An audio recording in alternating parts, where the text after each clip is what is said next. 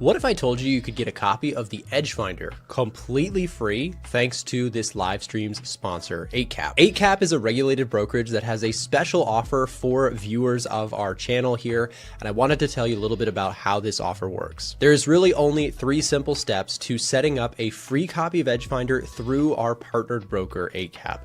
Step 1 is you have to use the link being dropped in the live stream chat or down below in the description to create a new account. Step 2 is go to this link, scroll down on it, and you'll see the requirements that you must make in order for 8cap to essentially buy a copy of the EdgeFinder on your behalf. Once you've created an account and deposited the required amount of money in order to qualify for one of the offers on that page, step 3 is to simply contact 8cap and or A1 Trading's team. On that page, there will be information for that. And then we will be able to essentially grant you access to our tools completely free, bought and paid for by your new brokerage, 8cap. Unfortunately, 8cap does not accept US traders. However, if you're outside of the US and interested in exploring this offer in more detail, again, like I said, we'll have that link in the live stream chat or in the description down below. Alternatively, you can just head over to a1trading.com/8cap. Thanks to 8cap for sponsoring today's show. Now back to the content. All right. Good morning, everybody. Welcome back to another live stream. I hope you're doing well. And my goodness, we have some moves to talk about here this morning. You have crude oil dropping hard, as well as the dollar coming down, the VIX coming down, and stocks are absolutely ripping through the highs here. What's going on? What's the latest? And also, if you can hear a cat meowing, I don't know if you can hear that in the mic. I might need to put her in the other room. She's crying a lot here today. But stocks are absolutely ripping here to the upside. And a big reason is because basically we have what looks like closing in on a more solid deal between the U.S. Iran on the nuclear stuff, which is the uranium enrichment program that Iran has been tinkering with. They're talking about coming to an agreement on that side of things, and that from there is kind of closing in on things are looking okay. Now, you also at the same time, as I mentioned, crude oil dropping 11%, and this is telling because crude oil has been kind of the one thing here that, despite the ceasefire rumors, has been relatively stable up in these high levels of over $90 oil. Well, today that seems to be changing. It seems like we actually kind of have follow through to the downside. Ceasefire looks like it's holding. Negotiations seem to be going well. And I've still got people in my comment section who are saying the US and Iran are not even talking. And they definitely are. They definitely are. The market has sensed that out for a couple, really the last like 2 weeks. But seems like that is in the process of closing out. Hold on one second, guys. Let me close my cat in. Hold on.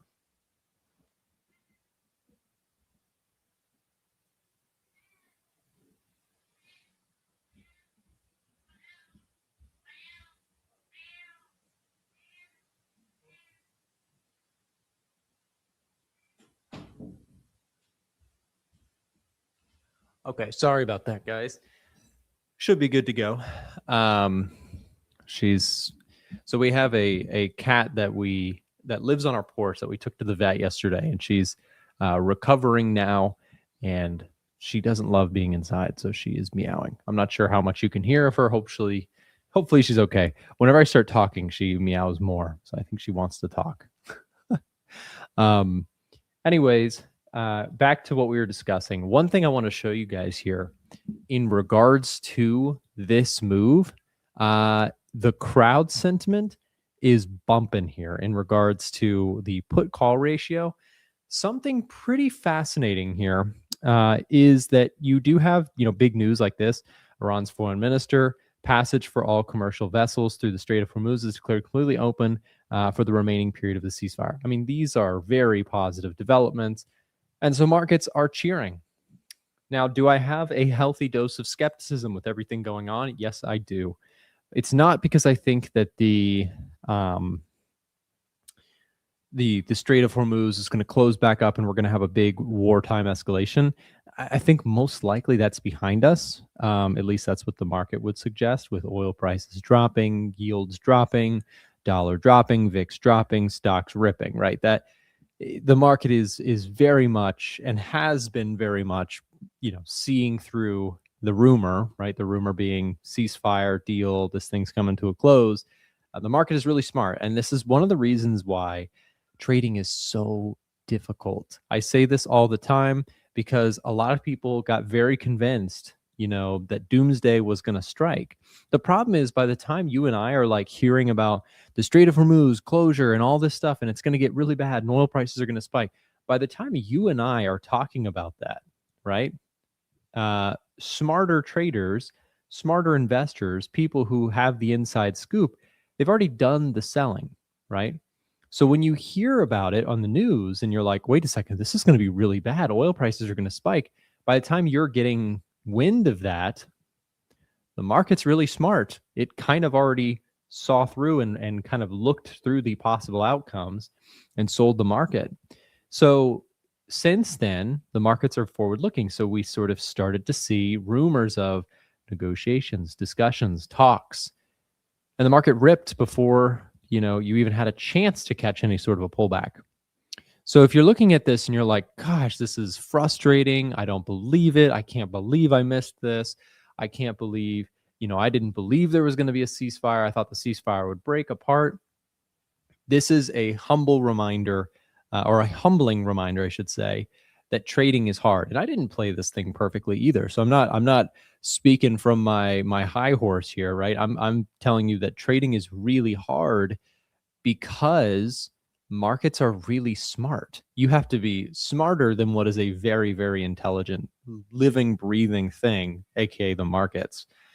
Now, where I draw a little bit of skepticism is that the old expression is buy the rumor, sell the news, right? Buy the rumor has already happened. Now, sell the news doesn't mean it has to drop immediately, but what I do, the expression kind of goes that the easier money is typically made in the run up, in the rumor, in the anticipation of something, and the harder money, or in the expression's case, where you just kind of take your profits and move on, is selling the news, right? Getting out of there. Now that doesn't, like I said, sell the news doesn't mean short the news. That's a different expression, right? That's not the same thing. Sell the news is basically like the easy money is to play the rumor. The harder money is to play the aftermath. And so when we look at this, can this thing keep going? Absolutely, it could. However, now the crowd is chasing. Now the easy money is behind us, and the more difficult play is to try and keep chasing, in my personal opinion. So if I look at the put call ratio, right? Put call ratio here is extremely tilted in favor of the call volume side. Now, what does that mean if you're not an options trader? Calls and puts, they are trading on the options market all the time. Obviously, the idea here is that when you buy a call, you're more bullish. When you buy a put, you're making a bearish bet on the market. We've selected for S&P 500 in our drop-down menu here within our put-call ratio screener.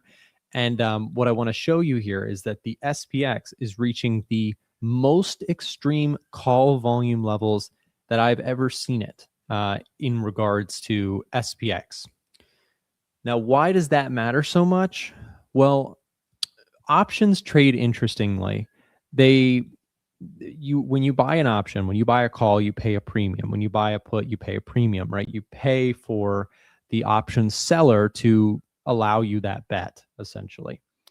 And when everyone rushes the call side, what tends to happen? Premium prices go up. It costs you a lot to buy a SPY call right now. Like, that's the very popular, trade the SPY. SPY calls are getting very, very costly. And what that does is it deteriorates a little bit the risk reward. And you're making the bet that this thing has to not only continue, but it has to really continue for you to make significant gains. That's keeping it high level, simple on the options side. The point, though, too, from non-options traders' perspective, is that when you have a super extremely tilted one-way put call ratio, oftentimes it's a bit of a contrarian signal, meaning when everyone rushes the call side, a lot of times the market has a funny way of kind of snapping back the other direction to punish the euphoria move. Now, this is one indicator. I love this indicator. It's my favorite sentiment gauge is the put call ratio. But it does not mean it is the only thing I would consider if I wanted to short the market. Like this would not tell me go short the market. Now, in isolation, if that's only the only thing you ever looked at, then that might be a conclusion you personally look at and you might make that conclusion. But I don't only look at the put call ratio. When I look at other components here, the S&P 500 is getting a bullish reading within EdgeFinder. It flipped bullish a couple days. Well, let me see. It first got bullish April 3rd, April 4th, April 5th. Then it kind of went neutral for a couple days. It got bullish again yesterday. And so, put call ratio is giving us a bearish contrarian signal. But the upward trend, seasonal trend, the jobs market data has been positive. Inflation was better than expected. We have some solid reasons for the bullish rally to continue. That being said, what do I do with this? Well, first of all, sentiment is really important. Sentiment and positioning is like one of the most important aspects to finding good risk reward trades in my own approach. Like when I see everyone rushing the call side here, why that is concerning to me is that the risk reward starts to become less attractive buying here for my own approach, right? So if I look at this, I say, okay, I want to wait for a pullback. I want to wait for that sentiment to cool off. Because when everybody's rushing one side of the trade, then very quickly the market starts to price accordingly, right? So now everyone's expecting great news and follow through to the upside, and we've got the good news, right? We're seeing, look at oil. Oil's down 13%. I would not buy oil. I have no interest in touching oil. Oil, to me, I could very well see this thing, having some kind of a bounce, but you're losing right now the big catalysts. The geopolitical uncertainty in the Middle East has largely exited the building, and so we got to be with the times. Down 13% in a day, that's telling you. And by the way, there was like the pop on the Strait of Hormuz blockade that took place. You can see how quickly that faded. Like price action is telling you ceasefire negotiations, improving geopolitics have been the story. We've talked about that on the channel for a while now. Like it's been in the price action. You can see it formulating. The other thing you're seeing today, which is really confirming, is look at yields. Yields are sharply lower here today. The 10-year yield, the 2-year yield. This is showing you that the market is like, okay, yeah, no, we got geopolitics cooling off. Straight completely open. Yeah. And again, this is, remember what we've said this like throughout the whole period of time. If you wait for full conclusive evidence that everything is good geopolitically, we've said this like 37,000 times on the channel. By the time you get that confirmation, the market will already be at the highs. There you go. 101 why trading is hard. If you wait for confirmation, you're going to be too late to the rally. Gold is also liking this move. We have a gold move to the upside, 1.8%. Silver's also ripping here, up almost 5% on the day. This makes sense because yields are confirming this, right? You have cooling off in the yields world. Rate cuts may not be as far away if you have a situation in which oil is going to truly, relax. And so you have this situation. And again, I've had people like throughout my YouTube comment section, like constantly being like, Iran is not even talking to the US, etc., Strait of Hormuz. But the problem is, like I said, a lot of those people, they thought they were on the cutting edge of what's going on over here, when in reality, you're lagging what is happening on the ground. And the reason I say that is because the market knows what's going to happen before it's going to happen, because insiders are in there trading it. Like there's just no question. So by the time we're all getting the headlines, the scary headlines, Strait of Hormuz closure, Iran, US, they're posturing. People bought that narrative that US and Iran were going to go at it forever and that it was never going to resolve. And I'm not saying I knew all this was going to happen the way, like I don't want to come across that way. I'm just saying that is why trading is so difficult, is because you look at the headlines and they tell you one thing and then boom, reality says another. They are talking. The Strait of Hormuz is open, etc. Yeah, and exactly right. The market cared when the strait was closed, but then once they started talking, it was like, oh, you guys are going to figure something out, because everybody has a vested interest in seeing the Strait of Hormuz come back open. Iran does, China does, U.S. does, right? It's to everyone's benefit, and so that was sort of the market reading through. You're talking, you're still talking. We're going to find some common ground because we need to, and so that's kind of how that took place. What if you have been on the side of thinking that everything was going to escalate, that things were going to get much worse? In my personal opinion, all you can do is acknowledge when you are wrong and move on. It's a better camp to be in. If you refuse to admit when you're wrong, if you refuse to acknowledge, like, okay, yeah, maybe that thesis is broken. The problem is this thing could keep rallying, right? Do I think it will? Personally, no. I don't think we're necessarily going to drop dramatically, but I do think that, like I said earlier, the easier money trade is probably behind us. We're probably due for a pullback, especially when you have such a ridiculously tilted narrative here in regards to bullish sentiment. The bulls are absolutely, pig piling on the call side. I mean, we have just massive rush into the call side of this market. Yeah, I'm going to buy EdgeFinder this weekend. Awesome, Ryan. That's awesome. If you have any questions, feel free to reach out to our team on our website, a1trading.com. We can get you set up. And also, I should just mention, while I'm on that subject, if you guys are interested in getting access to a copy of the EdgeFinder right now, here is the link to speak directly to our support team, where you can get 45% off for our anniversary sale that we just kicked off. That is not lasting much longer. We're currently doing our biggest sale of the year. We're celebrating 4 years since launching this product to the public. That link is in the live stream chat or in the description down below, or you can scan the QR code below my camera if you want to get set up with the tools that I'm using in my videos. Our team works really hard to build some of the best stuff, I think, for retail traders looking to track market sentiment, looking to track economic data, and to pull it all together through our powerful market scanning scorecards, as well as our top setups indicator. Another one I want to watch is Bitcoin, because Bitcoin might finally, with a little bit of risk on flow coming into this market, we might be seeing a breakout in Bitcoin. And this, unlike S&P 500 and Nasdaq, has a far distance to go if it were to go running back to the all-time highs. Now, let me also express, though, let me extrapolate further my thought process and why I think we may have limited upside here. The thing is, there's a couple components here that I think are worth mentioning. Here's the bear case now. Like the old bear case, Strait of Hormuz closed, oil's going to $200 per barrel. That's dead. That was wrong, right? That theory, if you had that theory, you've got to let go of it. Could it something drastically change for that to come back into the picture?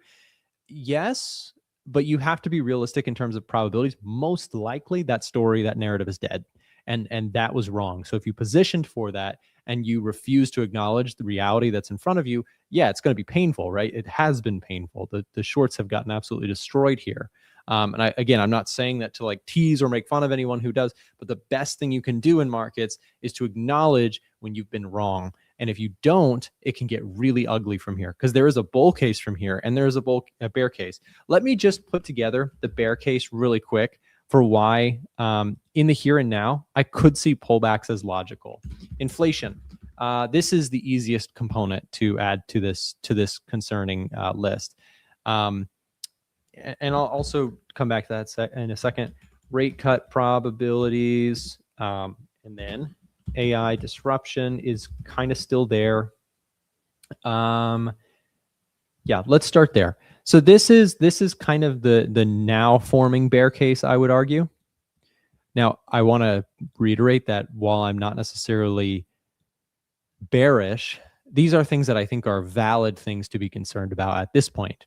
So with the whole Strait of Hormuz closure, US spent a bunch of money going to war, going all the way over there and doing all that stuff, right? Well, the other thing is oil price remained elevated for a couple weeks. That pass-through inflation is going to still likely cause a disruption in the meantime to rate cut probabilities. And so I think that that's a logical thing to show some, concern about. Even though the stock market is back to the all-time highs and has erased and actually surpassed all of the losses that were made during the Iran war stuff, yields have still elevated dramatically. Here's the 10-year yield, which rose and is coming down, but has still only, retested about 50% of that move. Reason I'm pointing that out is that the bond market is saying, okay, we're going to have some inflation to deal with because of this, even though, yes, Strait of Hormuz is open, etc. The bear case would say, well, bonds are showing you that you're still going to have sticky inflation and rate cuts are not nearly as, they're not going to come as easy here. And so when you look at that and you say, okay, well, over here, we had more expectations of rate cuts. Now we have less expectations of rate cuts and the stock market is higher. The other thing you would point to if you're a bear is you would say, okay, well, yeah, we have inflation that's going to be sticky for a little while. We already had inflation that was sticky before the Iran war. Then the bears would also say, well, rate cut probabilities have been slashed. And we still have the AI disruption story, software stocks under pressure through like companies like Anthropic launching new things. You have that problem. But here is where the bears have to also acknowledge something else. And that is the bull case is also really interesting.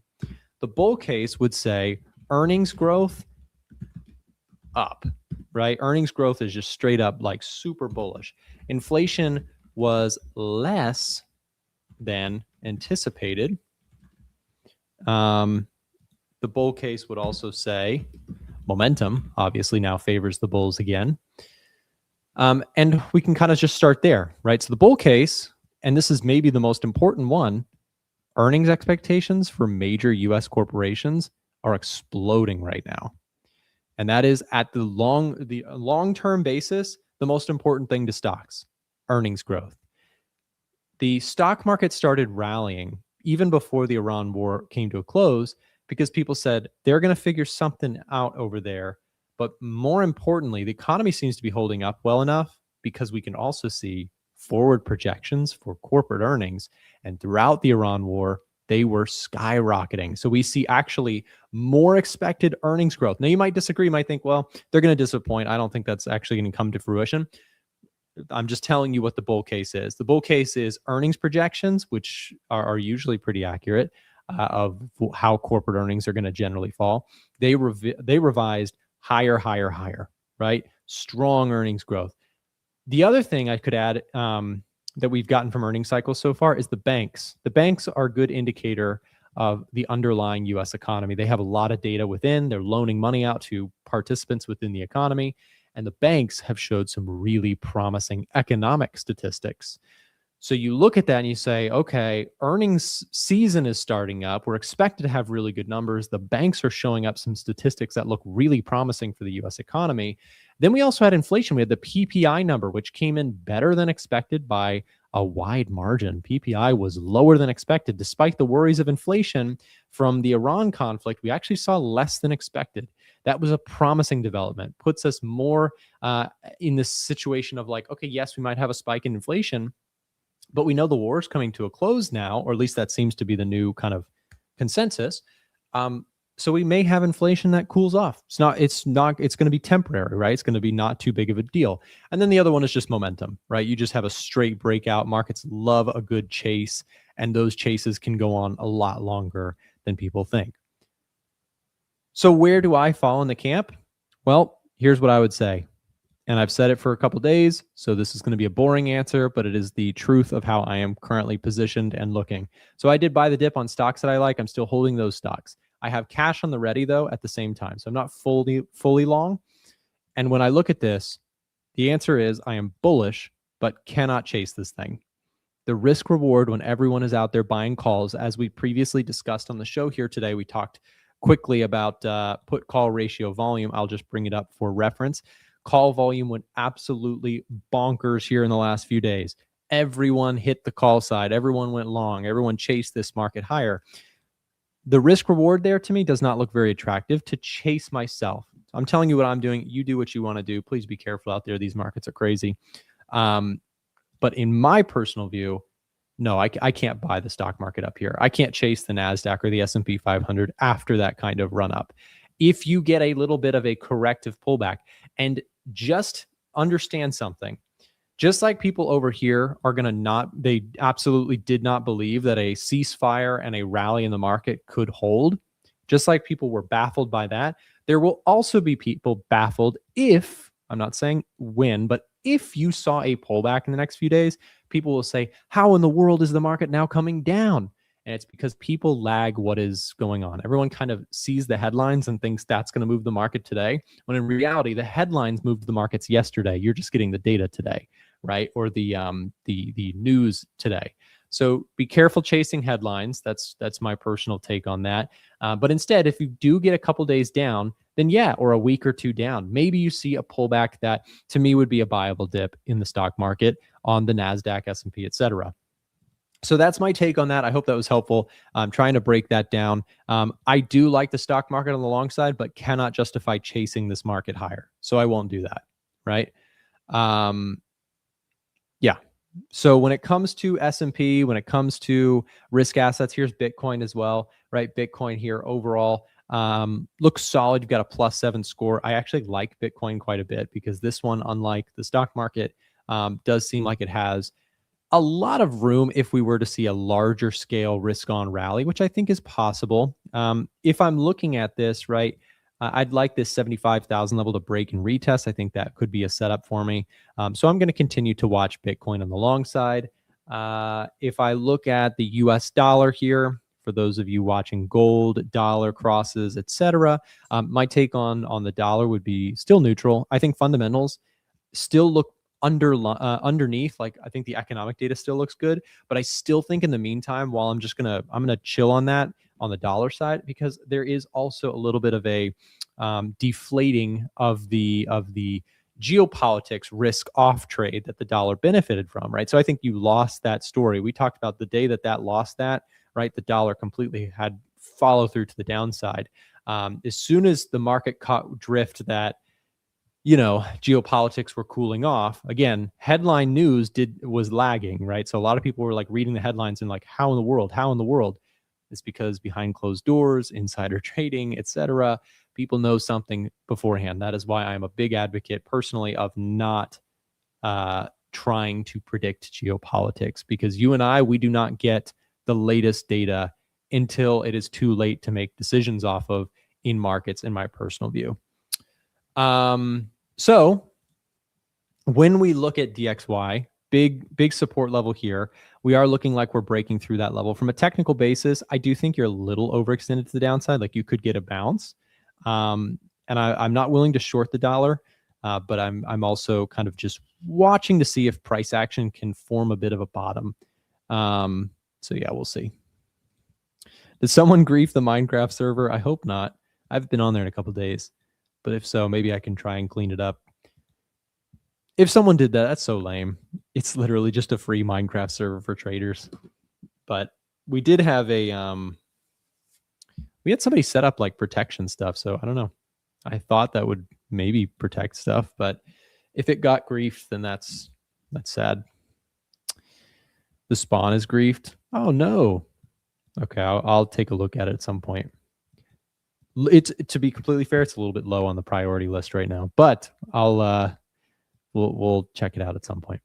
Okay, so the other thing, AAI investor sentiment survey, we talked about this yesterday. Crowd sentiment still very poor, and this is another reason why, from the bull perspective, I think there's still bigger picture room to run.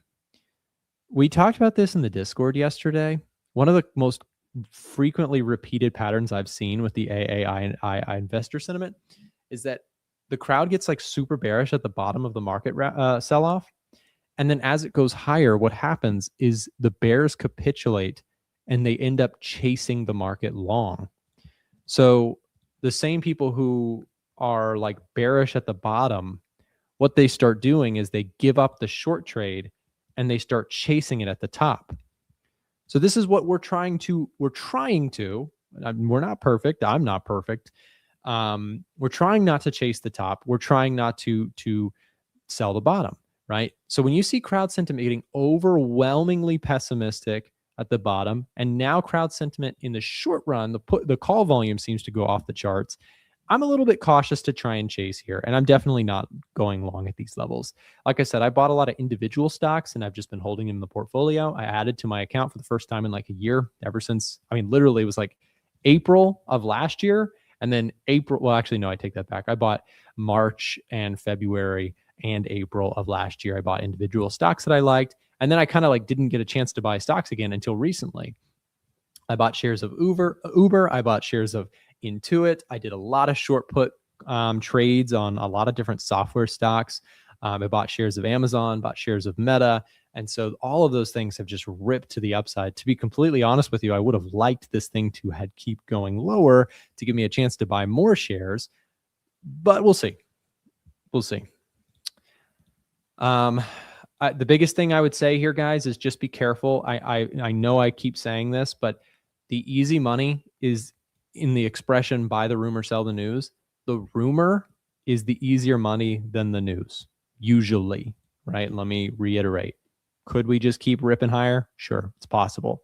I'm just saying, generally speaking, if you're looking at the headlines now and you're like, oh, everything's good now, I can go buy stocks, like you've probably missed it. Like that's why trading is hard. You don't get paid to take no risk. The people who got paid in this took the risk of saying stocks are down, the Strait of Hormuz is a question mark, taking that calculated risk. They're talking, I think they're going to come to a deal.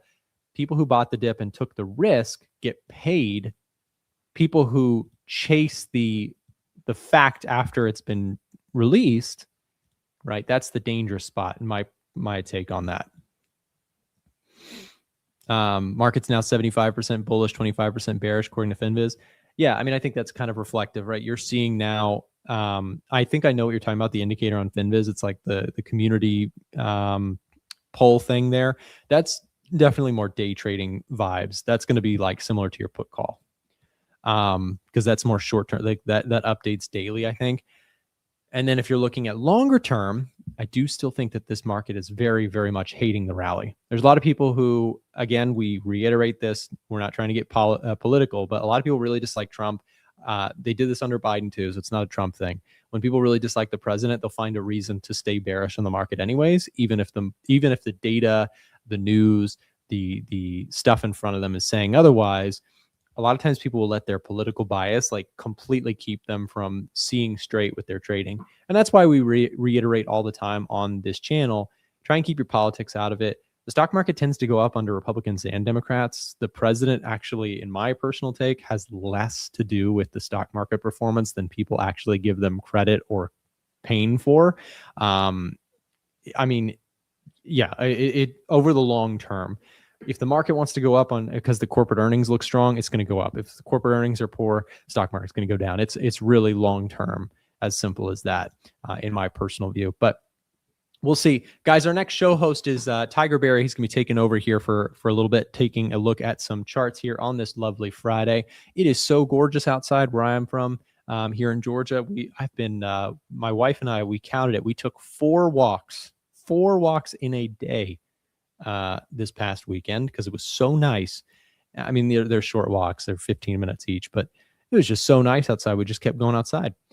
Anyways, before we pass over the show, let me just do a quick reminder that our EdgeFinder 40% off discount is going on right now. If you don't have a copy, here's a chance to get one for the lowest cost of the year. I know a lot of you guys watch the show frequently and you've been waiting for that opportunity to get a discounted copy. Full transparency, I sometimes people are like, oh, maybe I should wait for a better deal, or I don't know, he's probably going to drop. I try and stay transparent with our discounts. We do our our biggest discount of the year is 45% off. The way for you to get that 45% off discount is to send a direct message to our support team on our website. They can set you up with a payment plan if that's something that you need. I'm going to drop the link here in just a second in the live stream chat. Here it is. So if you are interested, again, there will not be a bigger offered sale later. We don't do that sort of thing. You know who does that? This is a little shade. They actually stopped doing this. TradingView used to do that, where they would offer a discount and then a couple days later they drop it tremendously further. And I thought that wasn't really. I feel like that's not right. We do not do that. We offer transparently. That's our discount. Like, we're doing a 45% off discount for live stream viewers during this live stream. I'm telling you, that is the lowest price in regards to a promotional offer that we'll do all year long. That's the lowest we go. So take advantage of it. It ends soon. If you want a copy, there's your chance to get it. And with that said, what I'm going to do here is I'm going to throw the show over to our next show host. I'm the sole producer behind the scenes here today. It's just me. James is at the beach and probably having a wonderful time. So good for him. Anyways, up next, Tiger Berry. Thanks for hanging out with me, guys. See you next time. This next segment of the live stream is proudly sponsored by the one and only Ola Prime. Ola Prime is easily one of the most impressive prop firms that I've come across, with an incredibly professional team. They offer fast payouts within 1 hour, up to 95% profit splits. They have the largest number of trading platforms. I mean, just take a look at this list. They have MetaTrader 4, MetaTrader 5, TradeLocker, DXTrade, MatchTrader, and CTrader, all available to their traders. And that's just for the Forex side. On the futures side, they have DX Futures currently, with Tradeovate and NinjaTrader coming soon. Ola Prime has one of the widest selections for challenges and funded accounts that I've come across, with a wide range of account balances you can choose from, like 5 all the way to 200K. And just take a look at the variety of different challenges you can choose from to fit your trading style. They have a 1-step or 2-step pro accounts. They have the 1-step prime, 2-step prime, direct accounts, Ola Prime, 1 challenge. I mean, you have a wide selection here. And the reason this is so important is that you as a trader have a unique style. Everyone does. And finding the right challenge to meet your criteria is very important. If you go through their website, which I encourage you to do so using the link dropped in the live stream chat right now, you can explore in full transparency all of the different account types, all of the rules, etc. They also offer news trading and weekend holding, and they have direct and challenge accounts available. For a limited time, stream viewers get extra discounts using the promo code that you see on your screen right now, and also through the link and promo code being shared in the live stream chat. Take your trading to the next level with Ola Prime. Now back to the live stream. What's going on, everybody? Happy Friday. It's going to be a great day by default. As always, just because it's Friday, I echo Nick's sentiment. Told you guys yesterday I was coming down to Arkansas. So we go from just barely getting buds on our trees in Kansas City to everything's bushy. There's flowers. There's green everywhere. I might just move down here, guys. I don't know if I'm going back. So with that, let me know, guys, as always, if you have any specific tickers. I'm using 2 monitors as opposed to my 6. So I'm going to try to flip back and forth to the YouTube chat as often as I can. But yeah, let me know. Let me know what you guys are looking at. We'll just take a quick look at the markets from a top-down approach. Nick says it all the time, guys. Even if you don't trade something, it is best to at least understand the basics of how everything moves, because at the end of the day, this market is just one big jigsaw puzzle, if you will. So, taking a look at the volatility index, this thing, of course, did gap down back on the 7th, so 10 days ago. And this thing's just been going down nicely. That's just less fear, guys, as we hear about these ceasefires. And now we've got a new one with Lebanon, Israel. This is just continuing to dissipate. We kind of came under that 20 level. And, really, I kind of look at this thing as if it's over 20, that's where it's really elevated. If it starts getting below 20, it just kind of allows us to breathe a little easier, if you will. So it is nice to see that dissipate and coming down to, I do believe, February lows, early February. So there you go. Having a look at the Dixie, guys. So we obviously have been seeing this decline as well. But of note, I did want to point out that we are, and I think I might have mentioned this yesterday. If not, I'll do it now. But we are kind of bouncing into a little bit of a daily 4-hour confluence as far as demand zone down here. So a little bit of support we'll see if this new news that we've had come out over the last couple cycles, trading sessions, allows it to push down through it. But yeah, obviously we did just hear from Iranian Prime Minister that he was going to allow traffic through the Strait of Hormuz after all. I kind of found it a little interesting, though, as I'm looking at Financial Juice and just kind of getting President Trump's take on it, and that he, from what I'm reading, unless anything's changed, is still going to maintain the blockade on Iran. So I don't know. I kind of figured he might have loosened up on that, but I guess not. He's playing hardball, guys. I don't know. But nevertheless, we got, 5-6 days left of this U.S., Iran, Israel ceasefire. So we'll see how that goes. But at the end of the day, the markets like it. Dixie down. Taking a look over here at oil, it's had a really nice drop as well for your WTI, down at $81, guys, 81.5 per barrel. And this is after we were all the way up at $120 just a couple weeks ago. Brent crude is down as well, 88.5, kind of bouncing into like a gigantic demand zone. I'm not really too worried about that, though. Nat gas continues its decline from the really the hardest part from, let's see, what time frame am I on here? I need to go to my 4-hour. Yeah, from March 8th, guys. This thing's just been a steady decline. So it's milder weather, okay, a little less demand on that front. Gold and silver, I kind of went through this ad nauseum with you guys the last couple of days. We had that big spike up going sideways over the last couple of weeks for gold. Silver has obviously given us that consistent series of higher highs and lows, but gold a little less so. But as you can see, look, we're starting to break through that mitigated supply over here that I pointed out the last couple times. So it's, as far as I'm concerned, I might as well just delete that because it's no longer of use to us. But we are kind of bouncing into a little bit of a demand the last few days, and it's just continuing its upward track. So, as far as overhead resistance, I would definitely be keeping an eye on this daily supply at basically the 5,000 level, guys. Nice round psychological number. Still got a little ways to go, about 140 bucks or so per ounce to get up there. So that would be the next potential resistance on gold. Silver, let's go down to a 4-hour chart. Yeah, similar to gold, we've kind of broken through that overhead supply. So we're starting to get a little bit of upwards movement overall on gold and silver. We don't really have them as bullish signals on the EdgeFinder as of yet. Let me just double check over here. Okay, yeah. So, it's still neutral as far as I'm concerned, but, we did kind of already, the move already was made just from a technical level where we had bounced into this zone of demand down here. Was that yesterday? Okay. And then we got that push up, new break of structure. So this creates what? What does this create? This creates our new impulse leg right here, guys. So if we had a bullish bias, okay, if we had a bullish signal on EdgeFinder, I'd be probably drilling down at the bottom part here on some smaller time frames, see if I could find a zone of demand, but we just don't have that right now. Bitcoin, I told you guys yesterday that I got into this small Bitcoin trade yesterday on this 2-hour demand zone over here. I got in on that white line. I did end up getting out just below that 30-minute supply zone I pointed out to you guys. It didn't take long. Look, I was in that trade for an hour and a half, okay? And it gave us a little trouble. See, this right here is why I decided not to be greedy on this thing.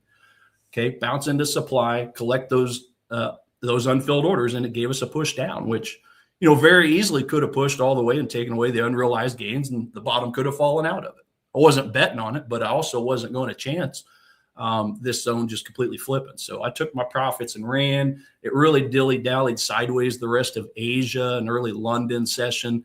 And then now it's obviously getting a push up from this Iran talk about allowing the traffic through the strait. So that's kind of where we stand from the risk on aspect there. And then, not to mention S&P, NASI gapping up and looking pretty strong this morning. So that's just kind of your top line, overall market main assets. Okay. And then as far as you guys go, let me just check my chat over here and see what you got for me. If you beat the insiders, join them. There you go, Colin. That's right. Hello, Thado. One big lovely casino says, ball out. Yes, sir. That's what it is.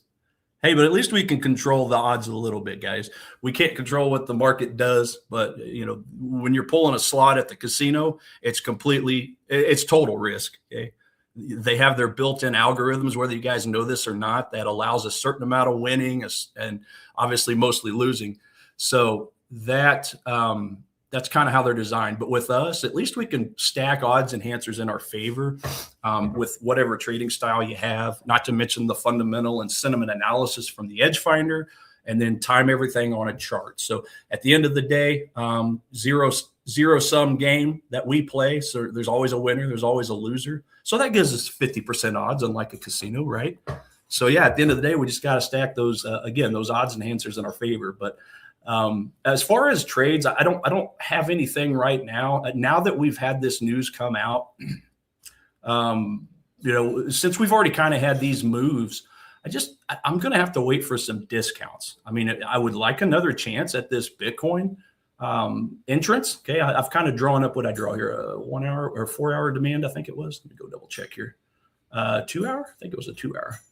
Yeah. So here's the thing with Bitcoin, guys.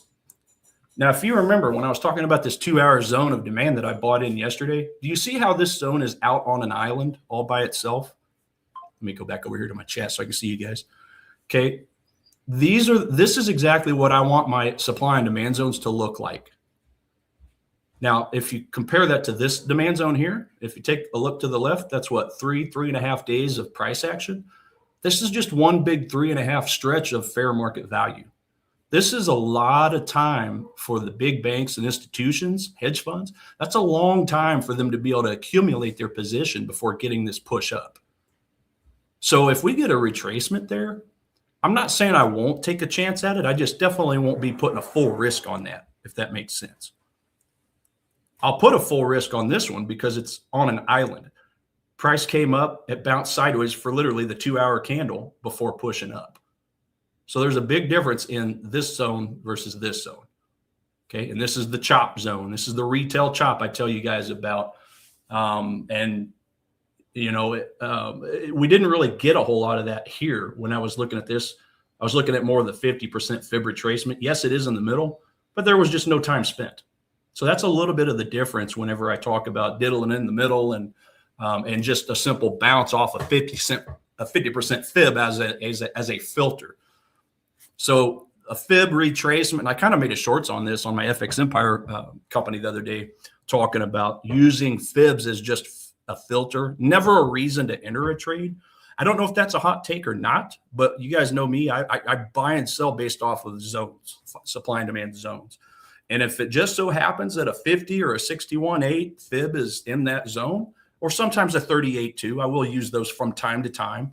That's kind of how I use that, just as a filter, because it kind of shows where everybody else is placing their trades. All right, guys, let me know if you have any tickers. Let me just double check the chat over here. Buying the Kiwi, says Sluggy, the way it was shorted, and now we turn risk on. Go back. Yeah, well, Kiwi dollar is the only bearish asset we're getting right now. And if we take a look at the chart, guys, I've been watching this thing for a couple weeks and really, really wanting to short this thing. But in lieu of this new news, no, I don't want to. I just don't want to. I don't want to. Okay. But remember, we've bounced into this daily supply and then this mitigated 4 hour supply. And then I remember telling you guys about this white line right here, kind of hiding at the kind of the origin of the, or not the origin, but the proximal line of the daily supply. So this is where I was really wanting to short this thing, but then we lost it on the EdgeFinder. It went back to neutral.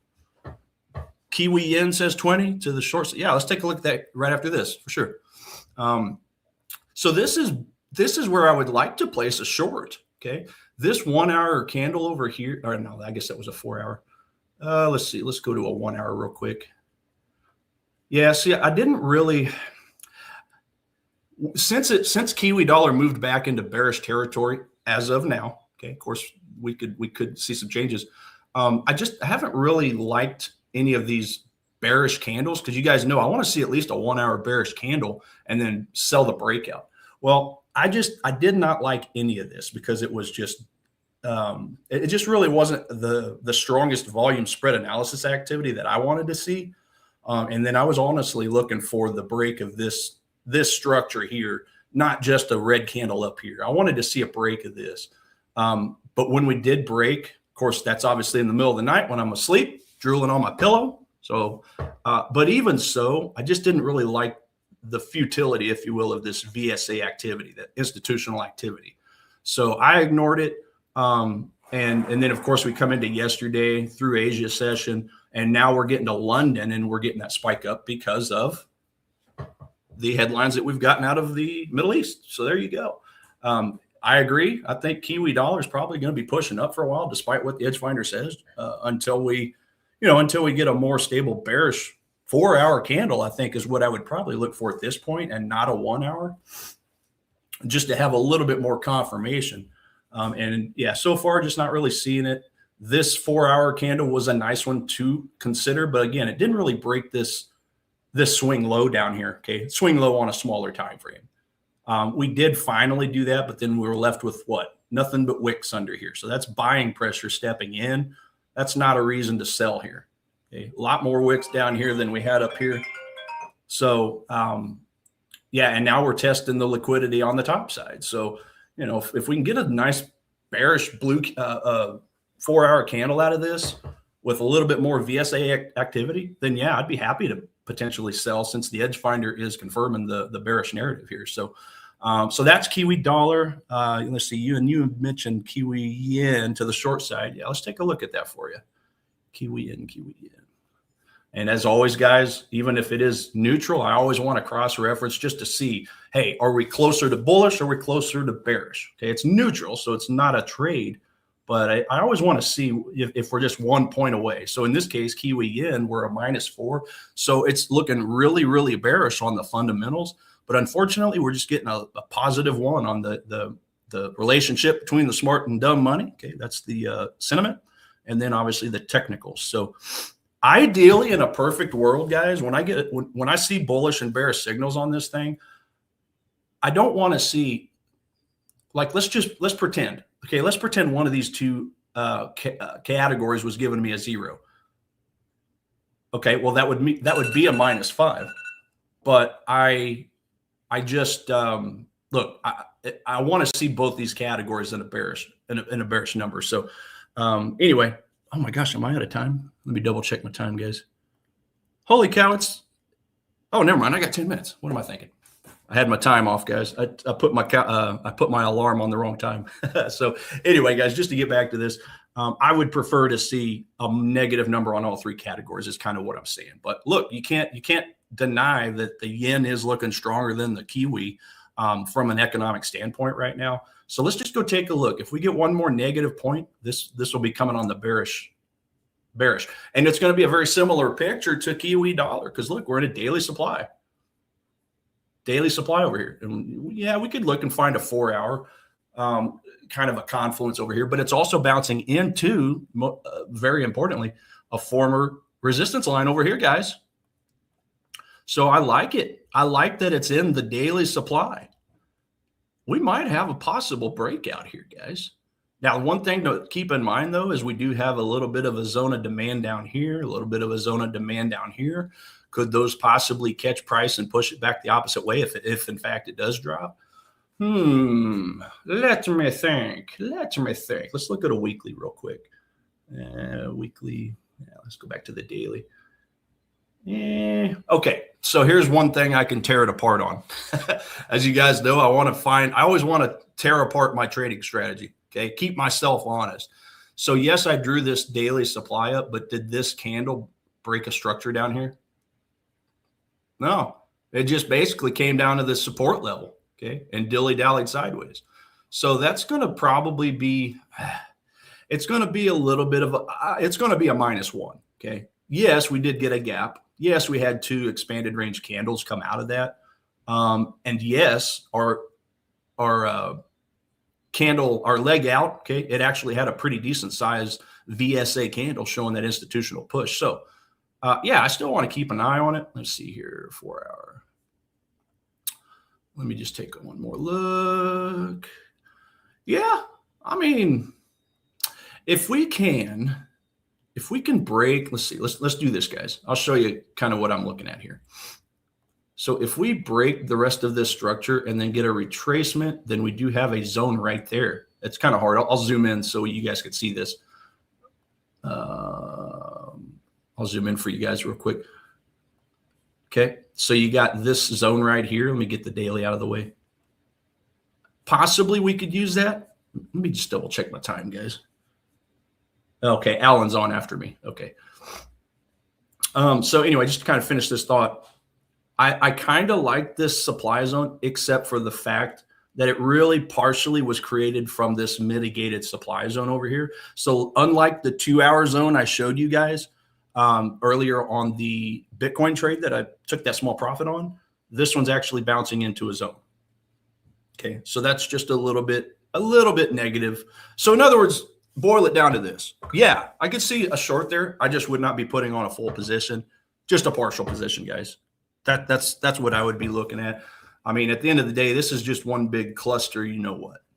Okay, we'll keep it PG rated on here, but it just seems like it's a little too clustery. Okay, that's 3 straight days of basically fair market value if we just take a look at this whole section right here. So I just think that's a little risky. But again, you know, we can't win if we don't play. Okay, you can't win at that slot machine if you don't play. Just kind of going back to the casino. So I would just do light risk and possibly keep an eye on this supply zone here. So I'll go ahead and draw that in.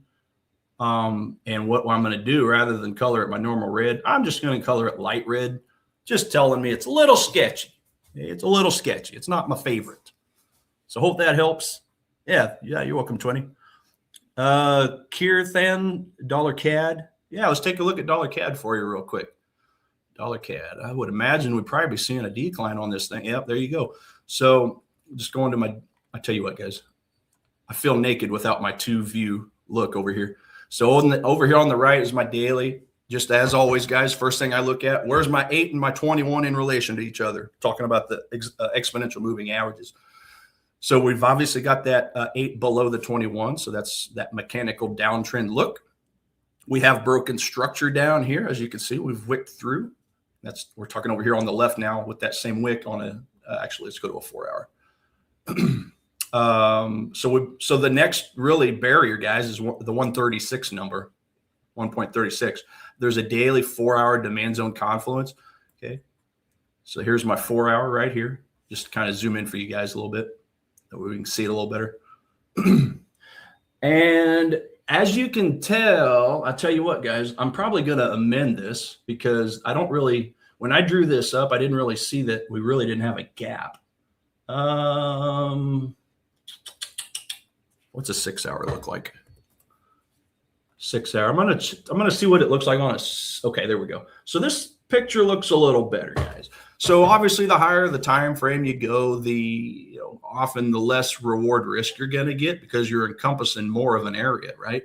But if we look at this thing on a 6-hour, now it's giving me my gap.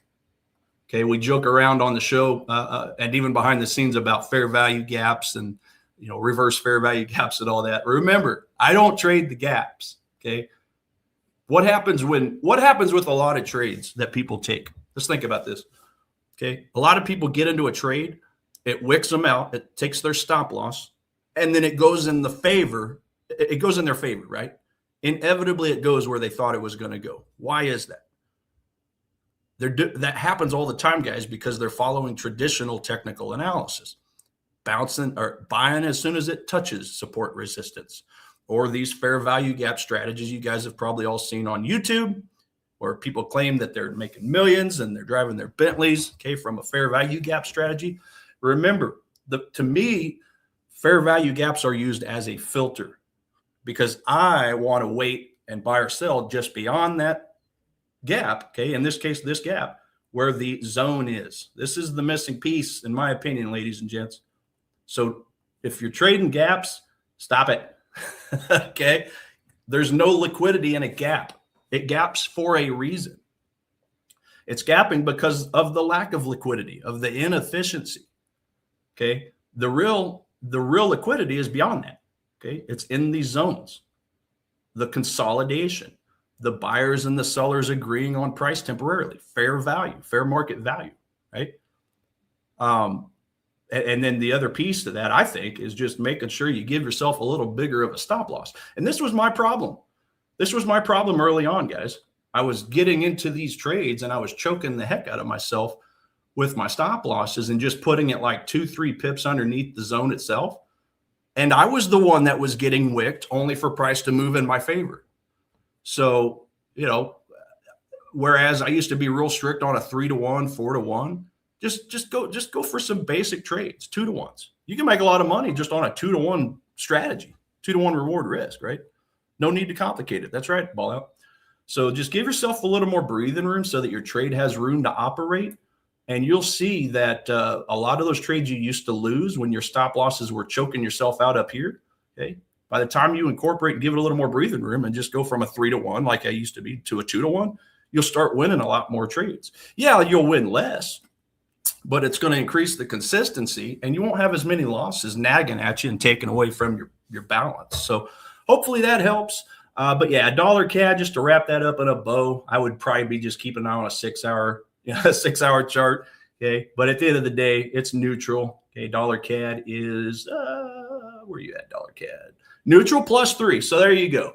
If somehow we get some bullish strength out of some more US dollar pairs or bearish results off the eco calendar for the Canadian dollar, then maybe we could get a bullish signal on this asset, but I'm not going to worry about it right now because we do, of course, have the ceasefires, and that's good for the other assets, the other 7 major currencies, more so than it is for the dollar. Because remember, it sounds slimy to say, I said it last week, but the dollar benefits from wars. Okay, it's a safe haven currency, so that's where the money flows.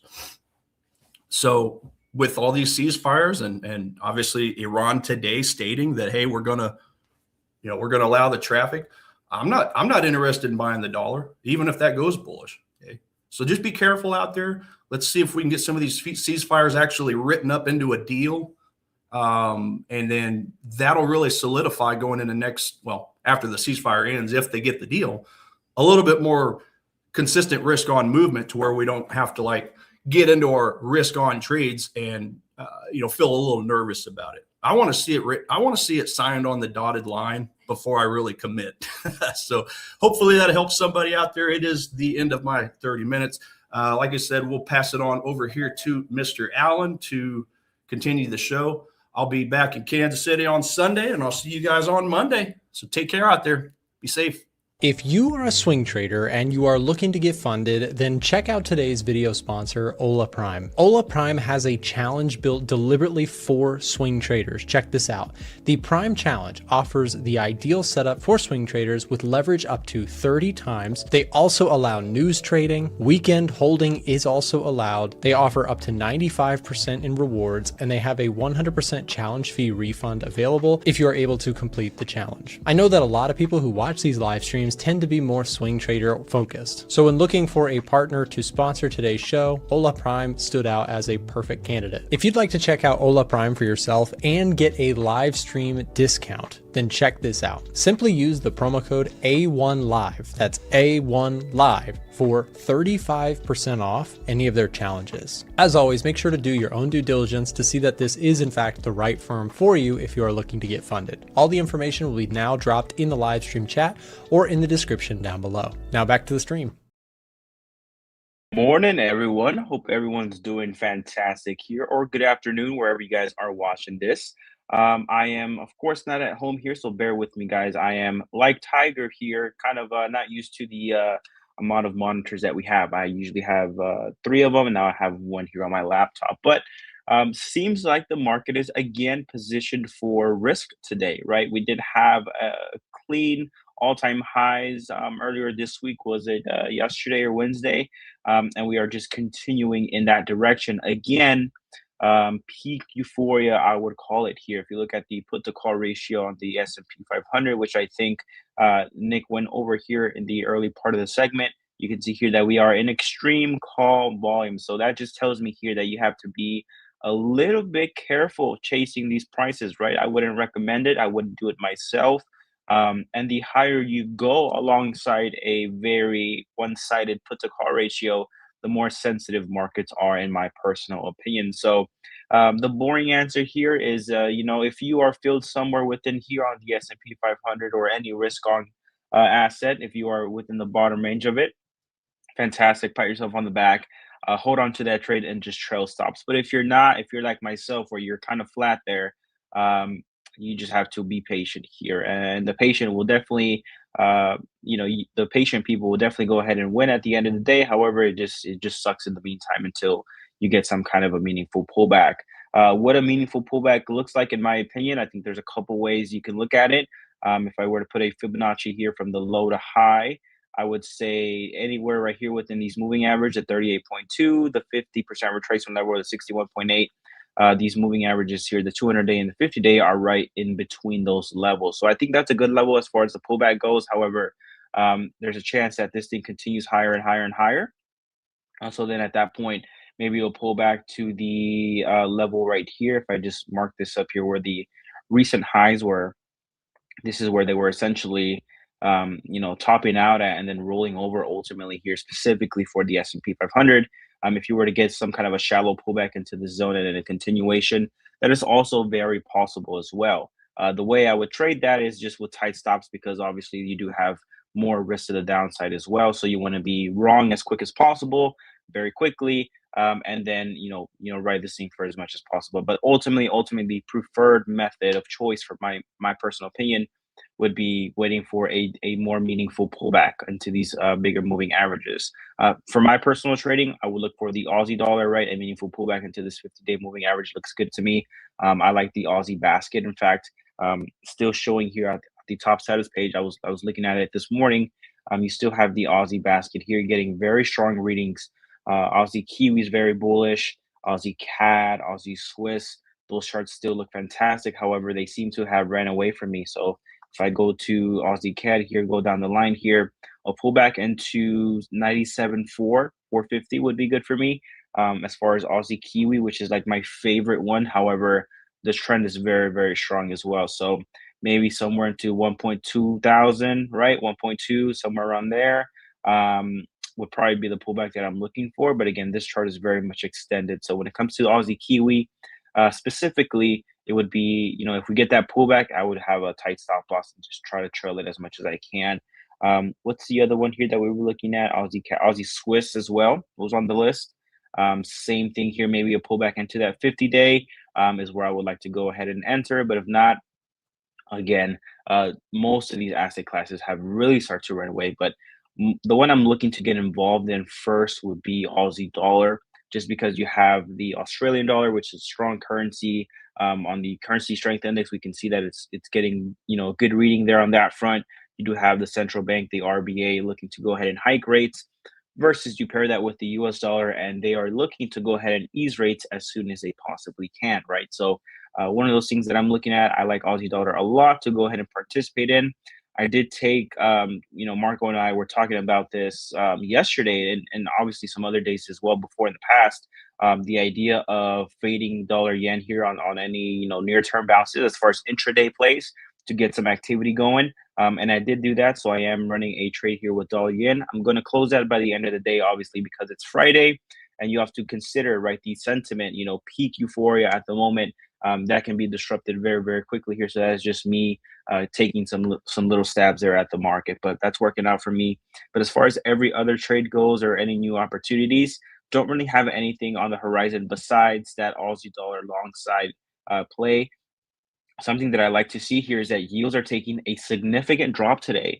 So that's definitely going to lead into some continued softness into the dollar index. I'll get to the dollar index here shortly, but yields, they're coming down here. And if I go down the list here, Aussie 10-year yield still somewhat elevated. So if you can see that divergence between the Aussie and the US, that's why I like that Aussie dollar long side. So that's good to see there.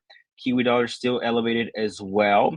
Eurozone's taking a little bit of a dive today, and Japan, I would say, yeah, they're still elevated. So you do have that going there for the yen. Gilts here in the UK are coming down pretty significant as well.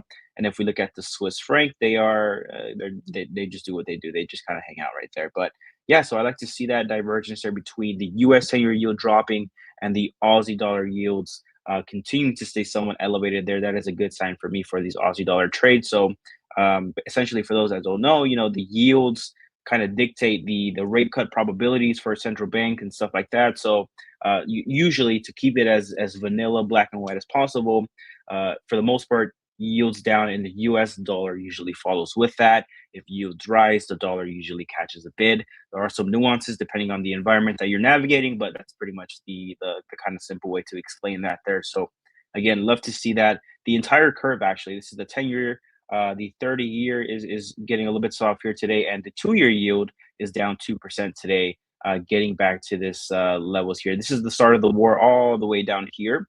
So we did have a big elevation, right? So we are pretty much within the 40 to 50% retracement level of this move here. Again, if you were to get below these moving averages, then I think the market's really taking this whole ceasefire situation well. Just that I see here, oil is down 12% on the day. So that definitely helps the inflation story, or the inflation fears, I would say. So maybe, if this thing continues to stay subdued, you have more tankers passing through the Strait of Hormuz. We can get oil moving again. I think central banks will probably start to look past the situation, because a lot of them were kind of positioned that way, right? Like for the Kiwi dollar specifically, the Royal Bank of New Zealand, they were looking to very laxly look at this and say, look, we're looking to look past it, move through it, and continue cutting rates as soon as possible. So that's definitely that definitely can be the case. Central banks can start to pivot if you start to see oil under, I say 85. Honestly, like we were at 65. That was a great level. Not gonna lie there, but for the personal wallet, right? That was a great level for, I would say, everyone. But I think oil at 80s, 80s, 81 through 70, I would say that's a pretty good spot there, where central banks can take a little bit of a breather and say, okay, cool. Bitcoin, on the other hand, here seems to be making a little bit of a recovery here, break to the upside, which is very, very cool to see. Again, I always say this: I'm not a crypto expert by any means at all. However, this thing has really done a good job holding its way here, despite the whole war being a risk-on asset there. So maybe Bitcoin to the upside. In fact, we can probably look at the top setups page here and see if that's getting a positive reading. It is a bullish reading of 7 there, so that's really, really good to see. Gold is making a little bit of a recovery here, as you do have yields lowering and the dollar softening a little bit. So I do like to see that as well. And then let's look at the dollar index, guys. I will say here that we are breaking some structure here to the downside. You do have this level of support here. If we kind of stay below this level, I think it's a possibility that you can get kind of a break retest and then continue lower. Maybe DXY to 95, as one of my good friends Ball out here in the chat would love to see that. So not financial advice, of course, but that, the path for the dollar here to the downside, it seems like we are going to continue staying within this long range that we've been in for some time. So I know I had a little bit of a hope that we get a breakout here to the upside when it comes to dollar index here. We were range bound for a long time. 100.5 was the big resistance level that we were looking to go ahead and break out of. But the more that we get down here on the dollar index, the less likely that we break out to the upside, and the more likely that we continue range bound. So we'll go ahead and see. Of course, we'll proceed with caution as we get to the lower limits of this range here, around 96 and the high 95s there. We'll go ahead and see what happens there, and perhaps we trade dollar to the upside. We'll see what happens, what the fundamentals look like when that time comes. But for now, it seems like the path of least resistance. If the war continues to de-escalate, you get yields lower, oil lower, then perhaps Fed rate probabilities shift to more a rate cutting cycle, and then the dollar index continues to soften, and then we'll just play that trade for as long as we can, right? Until it makes sense.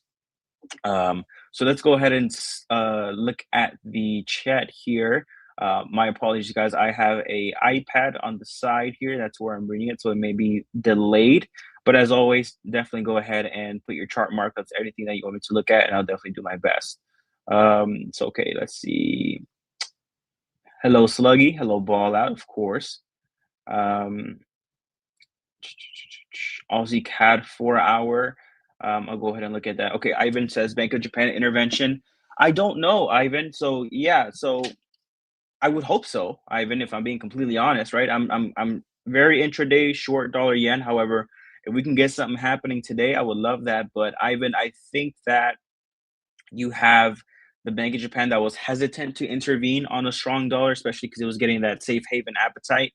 So, intervening into a strong dollar probably wouldn't be the best use case of their funds, especially because it's expensive, right? You don't want to have a short-lived intervention, and then they just get eaten up by a strong dollar.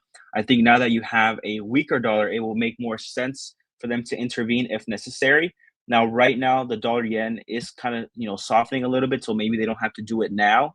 But if you do get some persistent stubbornness here with dollar yen, where they see that, despite the softness in the dollar with the safe haven flows going out of it and stuff like that, then perhaps Bank of Japan does go ahead and intervene. I think that's definitely a possibility. So yeah, we'll see how that develops there. They have said some things as far as the headline goes, as far as, looking to take extreme measures in foreign exchange. So that's definitely, a positive for the intervention story. But again, I think that you could have a thing where they're trying to let the market do its thing, especially right here, Ivan. I remember around this area was where they had the rate check. The Fed did a rate check for Bank of Japan to see how much it would cost for them to intervene. And that alone caused this thing to move significantly to the downside. Now, obviously, we found some support after that, and we are now back up into these elevated levels. But again, maybe the Bank of Japan tries to allow the market to lower dollar yen naturally. But again, if they can't and it's too stubborn, then yeah, intervention is definitely a possibility. But for now, what I'm going to do, and I spoke with Marco here, just take intraday positions as we get elevated here and just catch the pops to the downside, and then waiting for the ultimate bigger move, right? Because we are going into the weekend, market's euphoric, market's very sensitive. The call side is very one-sided when it comes to the S&P 500. I do want to go ahead and take that trade off the table as the market comes to a close, because again, anything can happen on the weekend, and usually on the weekend is when things start to pop off. So that's going to be my thought process as far as managing this dollar yen trade. But again, trading it to the downside, I think, is a smart idea, Ivan.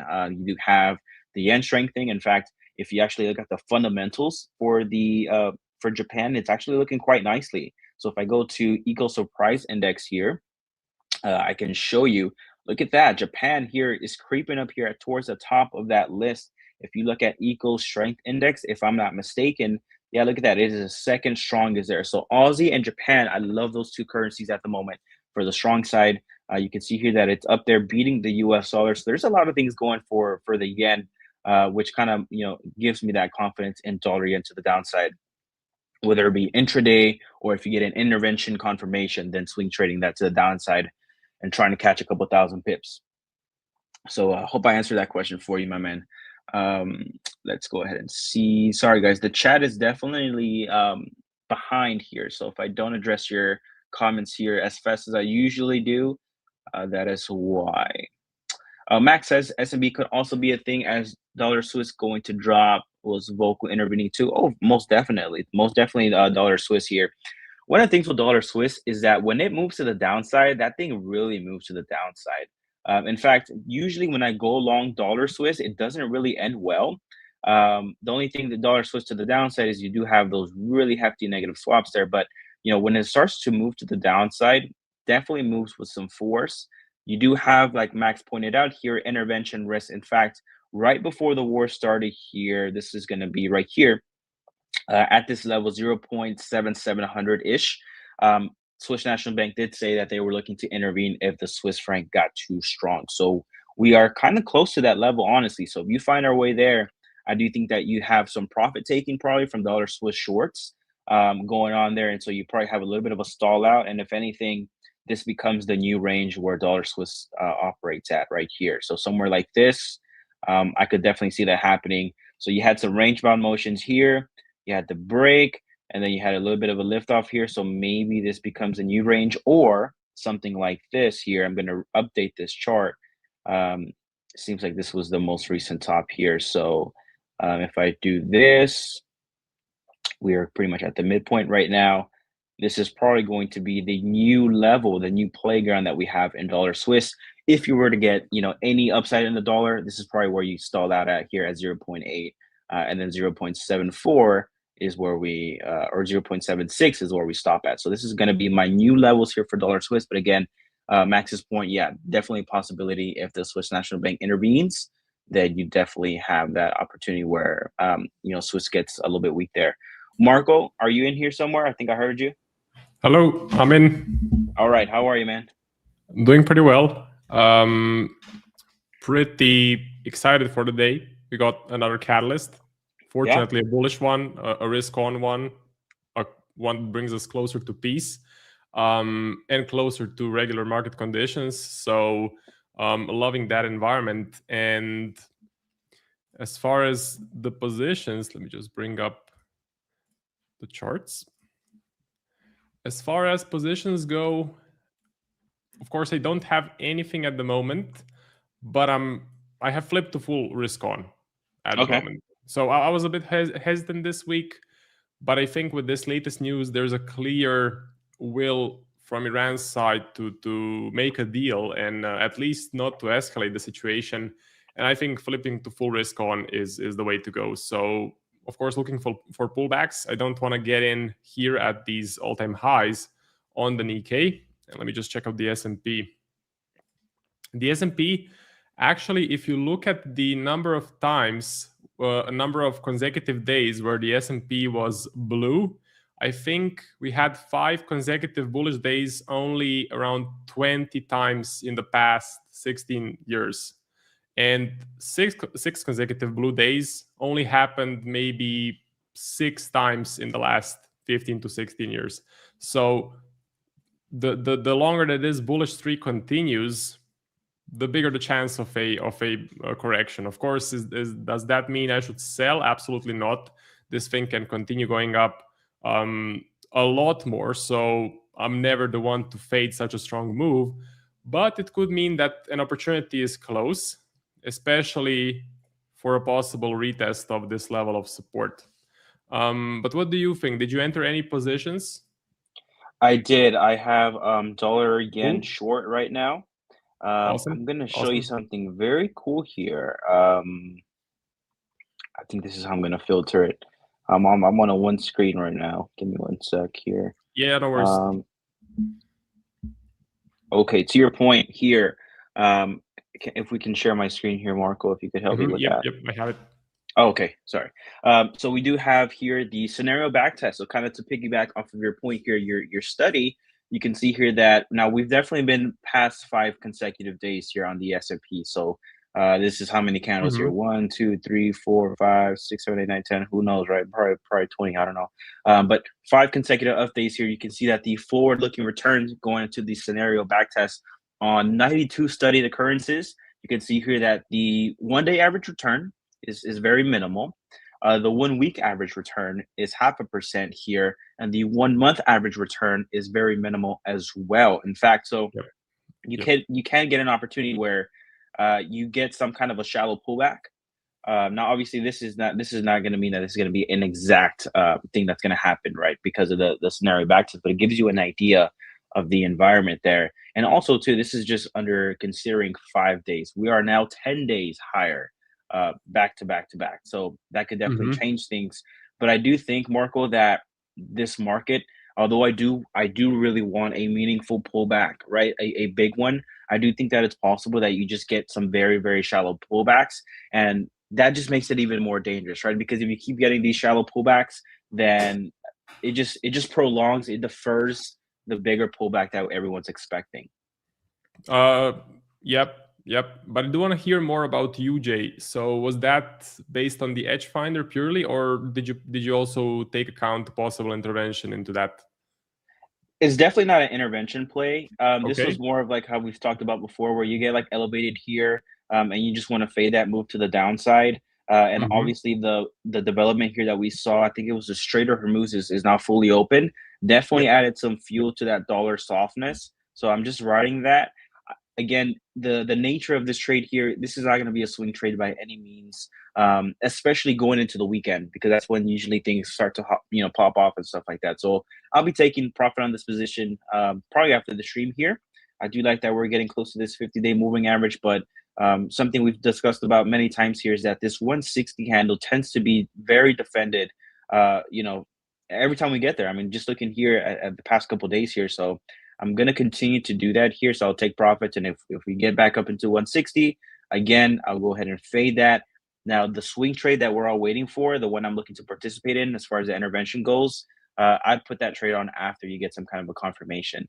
Because usually you get, after the news hits, you get a really big move to the downside, some kind of a stabilization, and then a continuation, of course. And so that one you don't have to kind of catch the top. You just want to be in it because the move is just so big. So that's kind of my process, my thought process there with dollar yen. But as far as other trades, swing trades, what I predominantly do, same thing as like Aussie dollar. I really like the basket as a whole, just waiting for a meaningful pullback. But we'll see. We'll see if they're shallow or if we get the big one that I'm looking for. But if not, you know, a break and retest is also a possibility.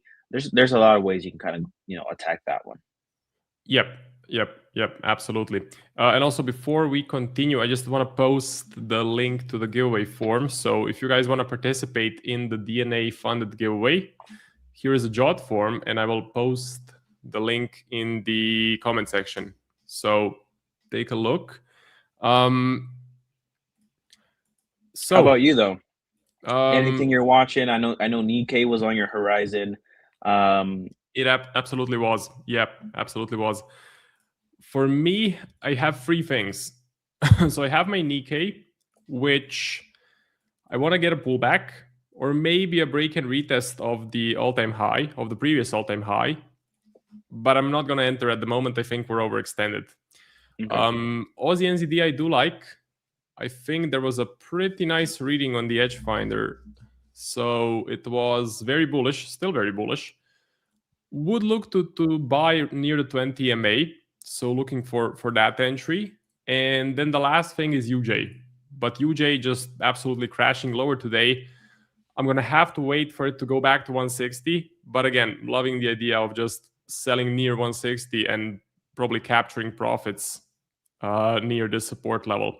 Just rinse and repeat. Sell 160, wait for a drop, and then close the position unless you get a confirmation of an actual intervention. So let's say you were in a sell position from 160. How would you distinguish between just a move lower and an actual intervention? So I know how I would do it, but I'm interested to hear how you would do it. So because you would need to distinguish between an intervention or just a sell-off to decide to close the position or hold it. So what's your take on that? Usually the candle that comes with an intervention is like a small bodied candle with like very, very long wicks. The last one, the meaningful one, I think was October of I think it was July 24, but maybe there was an even earlier one. There was one in 2022 that I always remember. Okay, cool. 2022. This is the most recent one, like you mentioned here. Where is it, man? 2024. But they usually have really, really big wicks attached to them. That's where I would really think of and they're very double-sided as well. So what usually happens is like a lot of things are disrupted. Like this was a 600 pip candle. I think this is the one I'm talking about, the 2024 one. 600 pip candle. It was a 4% move in both directions, or 4% total move. Jesus, this laptop is really laggy, man.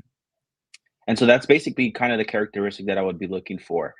The better approach though, like you can see here that it had a really big move candle, but then obviously it kind of stabilized and then it continued lower eventually. Like most of the interventions is just not a straight drop. It's more of like a big whipsaw, and then it kind of like moves in, it like moves up a little bit and then it drops to the downside. And I think that has a lot to do with a like full-on confirmation. So usually you can see like the FX activity. I forget the name of the report, but like every single day or the next business day, they report the activity, and then that's when like the news or the headline would come out where it says, you know, the Bank of Japan intervened. And so I'm not so concerned about trying to catch the absolute top. I would be more trying to just like be mindful that they intervened and then follow that trade to the downside. Because that trend tends to happen for multiple days. It's not just like a one-sided, like a one-day type situation where it happens really quickly and then it's over with. There's definitely opportunity for you to go ahead and ride that trend, even if you get to the midpoint, right? The midpoint of the overall move, that's still like 1,000 pips that you can capture. So that's kind of my thought process there. But for now, like I like this right here, to me, in my personal opinion, is a level of support. Right here where this 50-day moving averages, and also right here. So like to me, this is kind of like the playground, the little channel that we're playing with here. So we're pretty much there already. So I'll be looking to take profits, and then if it slides lower, then I miss it, whatever, I don't care. But kind of just playing this game here until you get an official intervention statement. Yep. Yep. And you're looking to close before the weekend, most likely, I imagine. Definitely. I don't think that there's going to be, my personal opinion, I don't think that there's going to be like a escalation by any means or anything like that. Okay. It seems like we're moving in the positive direction, but there's always that possibility. Things happen over the weekend, so markets really euphoric. Like I keep saying this, but like the put to call ratio is very one-sided. Like these markets are really chugging higher. So if there's even a slight chance where this thing can get disrupted, then I'm going to go to take it off the table. And this is also not a swing trade for me. Like I don't do this often. I like to swing trade. I prefer swing trading. So this is me just kind of playing this quick play to the downside. This is my first time actually doing it here because we got kind of elevated here. But yeah. Interesting. Yeah, for me personally, how I would distinguish an intervention from an actual move lower is I would just watch for the headlines. So if headlines are coming out of US and Iran, then it's not an intervention. It's actually a risk on play, which we have today. But if there's no major news out of the Middle East, and if the dollar is pretty stagnant on all of the other pairs, well, then that something is up and probably that there's an intervention. And also candle size, absolutely. If there's a big candle, it's most likely an intervention. So this is a big candle we have currently, but it's not an intervention candle, I would say. And I think you mentioned a similar thing. Yeah, and it seems like this move that we're seeing today is very correlated with everything else. Like Aussie has a good green candle going for itself. Yeah. Dollar Swiss here is also presenting a candle there. I think this is just overall dollar softness. I mean, yields are down big today, 2% on the 2-year and 1.88 on the 10. And you have oil down 13%. So I think that's the real driver. I don't think it's an intervention, but if I were to speculate on an idea, I think that the Bank of Japan is now in a better position to intervene if they need to. Yeah, what they could do is jump onto this train of selling and just blast the market with more sells, because then it would take the least amount of capital to move the markets. So you never know what's going on in the background. Bitcoin, I got an alert that Bitcoin has broken out. So let me just move this, add my chart. I think we broke out. Yeah, we definitely did. Broke out of a key resistance level. EdgeFinder is also bullish. So Bitcoin is now on the table for buys. Personally, I do like this. I would like to get a bullish Monday as well. So what would be concerning is if Friday closes like this and then Monday there's a retrace. So I would prefer to see a continuation of momentum, but it's looking better and better for a risk on play. What do you think? Would you be willing to jump in? Maybe around the 20 MA, maybe around the retest of this level of resistance that is now support? Yeah, what I'm about to say here, take it with a grain of salt, because it's so easy to make a call when you have no money on the line. I'm not a trader of crypto, and I don't I have no experience trading crypto. So for me to just jump in on this, I wouldn't do it myself. But looking at the chart, Marco, and looking how it's been reacting here in the past, given the whole war being a risk on asset, and also the bullish EdgeFinder reading, this is what I like to call being on the right side of the V. So you had a move to the downside here. Instead of catching this falling knife, you can see that price has stabilized, and we're consistently, if you drop down to a lower time frame, having some bullish structure. So again, this is me saying this with no risk on the table, no money on the line. There's no consequence to me if I'm wrong here, but I would buy Bitcoin. Yeah, I think it's a good risk to reward ratio. Cool. Any other ideas that popped up in your watch list today, now that this sort of situation has improved even more and that we can flip to full risk on? I like the Aussie basket that I participated in not too long ago. Aussie CAD particularly. You have the Aussie dollar obviously strong for its own independent reasons, and then you have the Canadian dollar that's for one peg to oil. So I could imagine that it's down today. Given that oil's down 13%, and also to the Canadian economy, not the strongest at the moment. So I do like that one. Aussie Kiwi you touched on as well. However, that trade that chart has really started to move, and it seems like it doesn't really like to give any pullback. So I think if I were to participate in Aussie Kiwi, it would be similar to your entry style, Marco, where you do, instead of the 50-day, you probably do like a 20-day moving average, and just kind of trail tightly there. But I like the Aussie basket as a whole. I'm gonna, try to find an opportunity on Aussie dollar. But if I see an opportunity on Aussie CAD or Aussie Kiwi, I'm definitely not gonna neglect that. Aussie Swiss as well. Interesting. Talking about the Aussie, I would actually rather pair it with something that is not the US dollar. Even though we're expecting long-term the dollar to go down, because rate cuts could be back on the table, if I'm being honest. Thinking about it, now that we had this resolution, rate cuts could be back on the table, and we know long-term the dollar is a sell in this environment. So I think Besant is also, he also wants to push the dollar lower. So there's kind of a play from all of the big bankers to push the dollar lower and to devalue it. I think I saw a nice video about it, that the US is planning to devalue the dollar by 20 to 30% in the sort of next few years. So I'm a dollar bear, especially if the rate cuts could be back on the table. Looks like the oil shock wasn't as big as we initially thought. It was actually pretty minimal so far. Yes, it could bleed into other things like fertilizers and stuff like that, but so far it's been pretty contained. So I actually like Aussie dollar, but also Aussie NZD for me is a nice play as well, getting a very bullish reading on that EdgeFinder. So Aussie basket, definitely nice. Other than that, there's not much else, right? I mean, no, I like Bitcoin. Aussie Swiss. Just given, like, if you look at USD CHF chart here, around this area here was right before the war started. This is where SMB got pretty vocal about intervening if the Swiss franc got too strong. So if you were to see, this is dollar Swiss, so obviously as this thing drops, this means that the Swiss franc is getting strong. If you were to get back into these levels here, I could imagine, an intervention type situation or intervention fears that could drive the Swiss lower there, and that would obviously propel Aussie Swiss, because Aussie getting stronger and then the Swiss franc getting weaker there.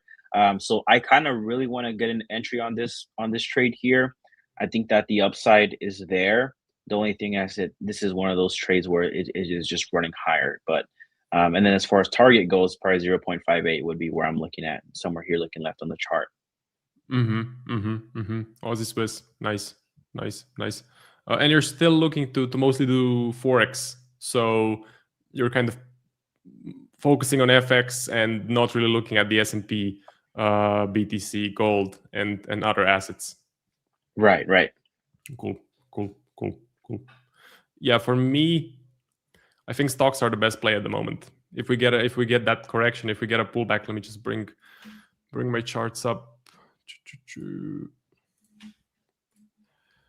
I think what's moving the most and the edge could be the best if we can get a pullback on that S&P, or of course the Nikkei, which I would prefer, and then get in on a nice buy position. Because how I'm thinking about it, since the 2nd of March, all of the people that wanted to get into the artificial intelligence race and participate in the NAS or in technology companies, they had to sit on the sidelines. And now you have this huge injection of liquidity from all of those investors who have decided, okay, enough is enough. We have been patient, sitting on the sidelines for too long. Let's jump in, let's buy. So if the narrative can switch back to artificial intelligence, I think that'll be pretty simple to trade. I'm not going to say easy, but I'm going to say simple. Definitely. I like stocks too, right? And the way I trade currencies is I really take into consideration like the role that each currency plays. So like if I want to play the risk off game, like how someone would play gold, maybe I'm playing the Swiss franc or the yen, or depending on the situation, the dollar. If I want to play risk like S&P 500, I can play that with the Australian dollar or anything like that.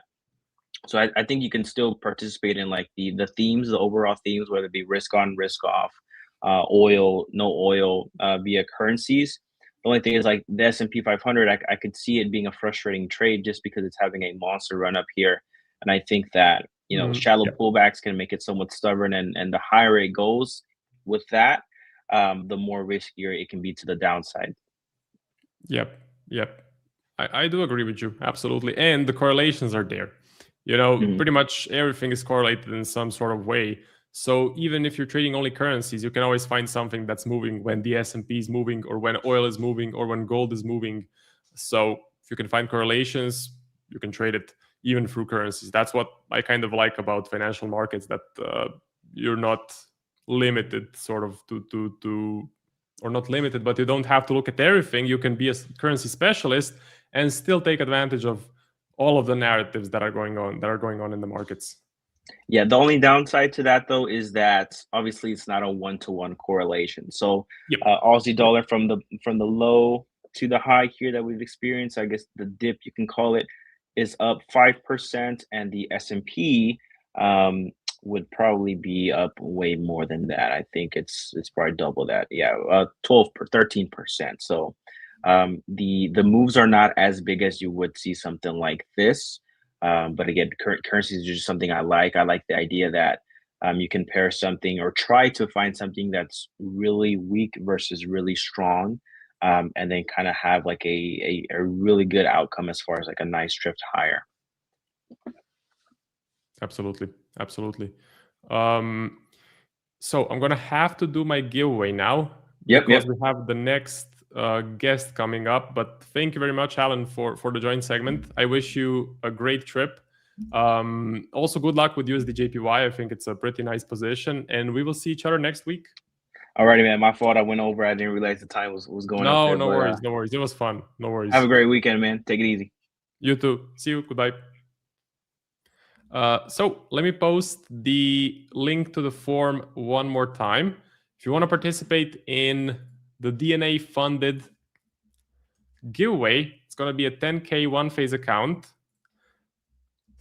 Go to the comment section, fill out the form, and you will get entered into the giveaway. By the way, if you want to get funded and you don't win the giveaway, or you just want to get a bigger account, you can use the code A1Live for 25% off any DNA funded challenge. Okay, so A1Live, 25% off any DNA funded challenge. Max says this is just a ceasefire, but the infrastructure got damaged. After the shake, I think it can resume higher. That could be the case, absolutely. So that could definitely be the case. But I think we go lower on oil, or I think we stay lower. Wow, this is a pretty big drop, 14%. That's pretty big. So I think we won't go back. If we don't get an escalation, I think we won't go back above 85, something like that. So I think we stay here. I don't think we go back to 67. I wouldn't bet on that. But staying somewhere in this range, like this, that could definitely be the case. What is interesting to me, the oil shock has been minimal. Really, really minimal. So I ain't seeing no disruptions. Okay, let's see some more comments. Let's hope no more escalation. Absolutely. So let me go for the watch list, and then we're going to do the giveaway. On the watch list, just to repeat myself, I have the Nikkei, looking for pullbacks. My favorite thing at the moment, buying the Nikkei. I have Aussie NZD. I want to get in the buy setup. I think this is the best currency pair at the moment. How I'm finding my positions is pretty much I remove the neutral bias on the EdgeFinder. I go through the list. The currency or the asset that I'm looking to buy or sell must be risk on. So Bitcoin, Nikkei, Aussie NZD, those are pretty good plays. But then you have GBP NZD, you have GBP CAD. I don't like the pound. You have also platinum. I don't like the metals market at the moment. I think the volatility in the metals market is pretty low, so I'm not looking to participate. yeah, platinum just pretty flat. That's why I picked, let's say, well, let's put Bitcoin on there. 3 things I like the best from the top setups page and that are also risk on plays. So let's do the giveaway now. Let me copy the entries. Today is the 17th of April. 17th of April. Okay. So let's copy. Go to the wheel. Paste. Let's see. Nabil or Gina? I think it's going to be Nabil. So Nabil A, congrats on being the winner. After my segment ends, I will send you the code for the 10K one phase account.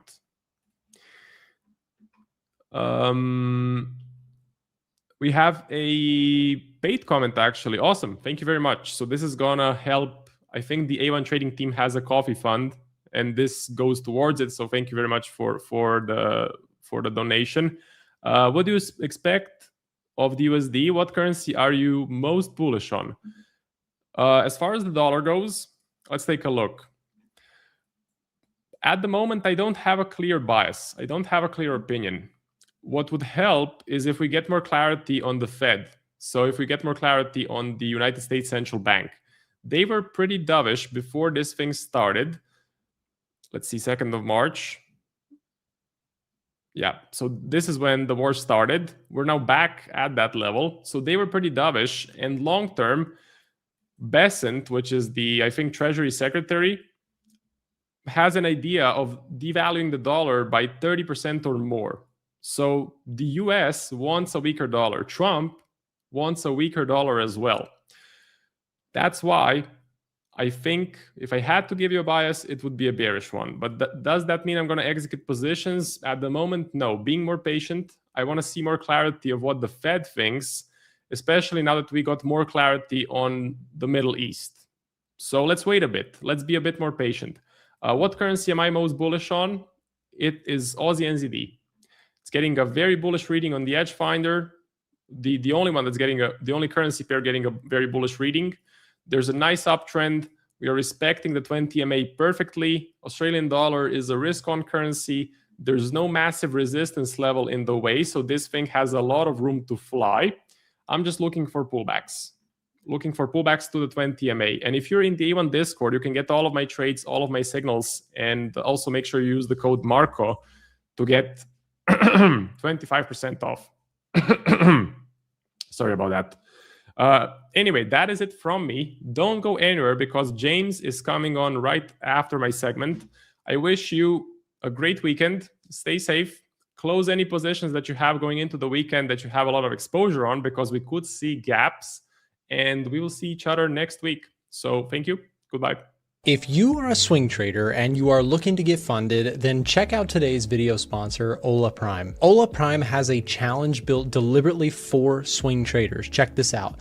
The Prime Challenge offers the ideal setup for swing traders with leverage up to 30 times. They also allow news trading. Weekend holding is also allowed. They offer up to 95% in rewards, and they have a 100% challenge fee refund available if you are able to complete the challenge. I know that a lot of people who watch these live streams tend to be more swing trader focused. So when looking for a partner to sponsor today's show, Ola Prime stood out as a perfect candidate. If you'd like to check out Ola Prime for yourself and get a live stream discount, then check this out. Simply use the promo code A1Live. That's A1Live for 35% off any of their challenges. As always, make sure to do your own due diligence to see that this is in fact the right firm for you if you are looking to get funded. All the information will be now dropped in the live stream chat or in the description down below. Now back to the stream.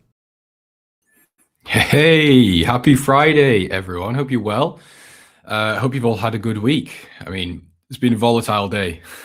hope everyone's stayed solvent.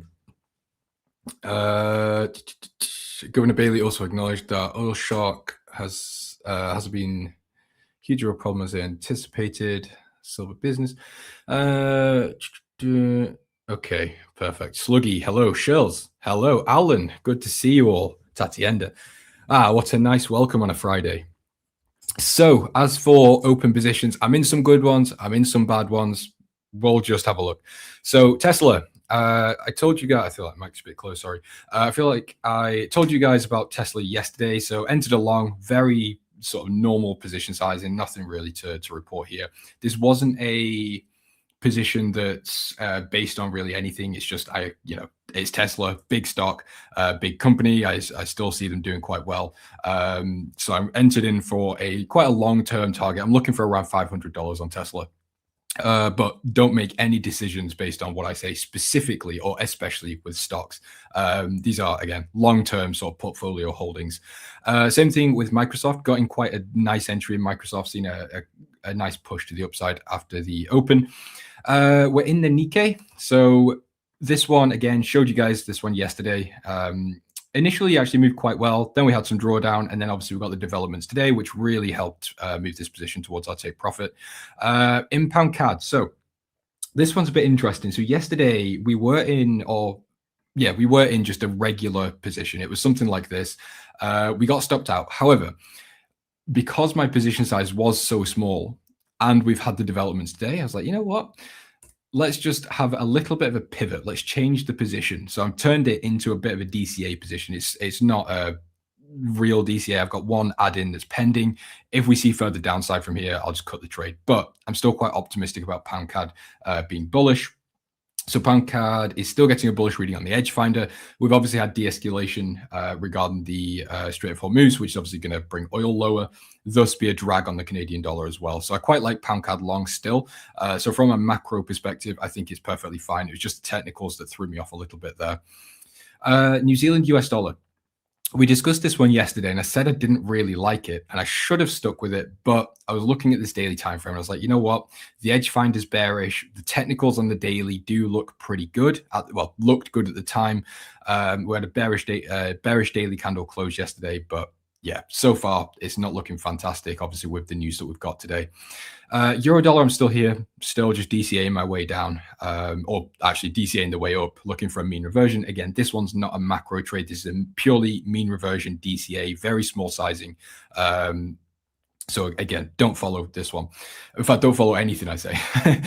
Nothing I say here is financial advice. This is the star of the show. This is the one I'm really impressed with and quite proud of, is the Aussie New Zealand. I've been holding this one for quite a while now, since the 24th of March. So we're just sat here collecting swaps, waiting for the next pullback, looking to potentially scale in again. And yeah, just letting this market ride and do its own thing. We've trailed stop slightly. So the initial position, we've secured 0.45%. The second position stop loss has been obviously significantly reduced as well as we've trailed this stop. But that's it as for open positions. That was a bit of a blast through. I had OXY and BP calls from a while back. They were recovering yesterday, but here we are. Oh yeah, I suppose BP. Actually, yeah, I don't know how. I would assume BP probably took a hit on the back of that, but again, I'm not a stock, but yeah, quite a nasty one. Well, I'm sorry to hear that howl music. I hope it works out for you. The whole crowd is here. It is Max. Yeah, it's good to see everyone. Alan, some pizza today. I can't. I'm on a calorie deficit. I was on a really strict one, but I took it too strict, and it started to affect my focus and things. So I had to cut it back, and then it all went a bit messy. And I ended up back to square one. So I'm back on it. So no pizza for me today. Probably just some chicken, some vegetables, and maybe a potato. The fun life of James, eh? High life of a trader. You have some chicken and veg for dinner on a Friday night. But we might get a private jet to Paris and have it there. I'm joking. Not private jet level yet. Your AED longs have been playing nicely. They have indeed. Yeah, I'm really, really happy with that one. It's good because when you've got a trade like this, when it's just a runner, there is nothing to do, first of all. But second of all, you've got the swaps. Third of all, the trend is fantastic. So it's a case of just letting it run. But the real benefit is it allows me a little bit of wiggle room in my portfolio, not to take reckless trades, not to do anything stupid, obviously, but it allows me just a little bit of extra room, like this New Zealand US dollar trades. I quite like it. It's not my favorite trade. I'm not a huge fan, but I can see the potential. I can take a small risk. If it doesn't work, it's offset by Aussie New Zealand. Do you see what I'm saying? So of course, I would in theory be giving back some of the profits, but as traders, we take risks and we allocate in certain places. That's the way I think about it. But yeah, that's it. But if anyone remembers my segments for the past 2 days We've been looking at this Bitcoin long. It's not, excuse me, it's not something I can take actually because of the brokers I use. I use interactive brokers. I also use Darwin at the minute. So they're the two brokers I'm currently with. So I can't trade Bitcoin on either, sadly, but it is what it is. So Bitcoin would have been nice if we did execute. We didn't. But we broke. Sorry, I'm completely getting ahead of myself here. So we were looking at this weekly range. The EdgeFinder was bullish. Honestly, if this isn't a perfect advertisement for the EdgeFinder over the past 2 days, Bitcoin's been stuck in this range for what, like 4 or 5 weeks? EdgeFinder flips bullish, Bitcoin goes bullish. I mean, it writes itself. It's perfect. So maybe the people that are doing all this ceasefire talk and the straight up moves are looking at the EdgeFinder and saying, these guys are long Bitcoin. We should probably do something to give them a bit of a nudge. So anyway, of course, I'm joking, but Bitcoin's been, fantastic. So if you are long Bitcoin, congratulations, because this has been really, really nice. Now it's just a case, really, can we sustain this upside? To be honest, I would expect so. I really wouldn't imagine from the developments we've had, I just don't see this turning around and being absolutely catastrophic. When I say catastrophic, I mean basically how it was, where we saw the dollar gaining a massive bid, Bitcoin down, risk assets down. I just don't really see that being the case. I think what's happened, Trump managed to buy some positions. Now he's going for the ceasefire. Trump's happy. Barron's happy. I'm happy. So it's all good. Yes, code elite for the EdgeFinder, 40% off. Absolutely magic. Buying the rally, yeah. You did catch Bitcoin at 67, Max. Well done. They for sure are. Yeah, Alan knows the source. But clearly not planned the stock rally. Yeah, I mean, I think Nick said it really well in his video. I can't remember which one it was. It was one maybe yesterday or the day before, that someone knew something, and it's very odd that we've seen such a rally. Hold on, where's it gone here? So, I mean, we've been looking at this for the past couple of days, but look at these weekly candles. When was the last time you saw such just overwhelming buying pressure? I mean, obviously we have it generally, but I mean 3 consecutive weeks of what looks like non-stop selling. It's fishy. It looks a bit odd. Now I'm not one to, I'm not someone that cries manipulation and insider trade and all that sort of stuff, but it is odd. It's strange. Anyway, back on Darwin. Oh, I hate Darwin. I hate it. But it is also good. I love Darwin's business model. I really like the company, but so hold on. Let me just give you some perspective into Darwin. So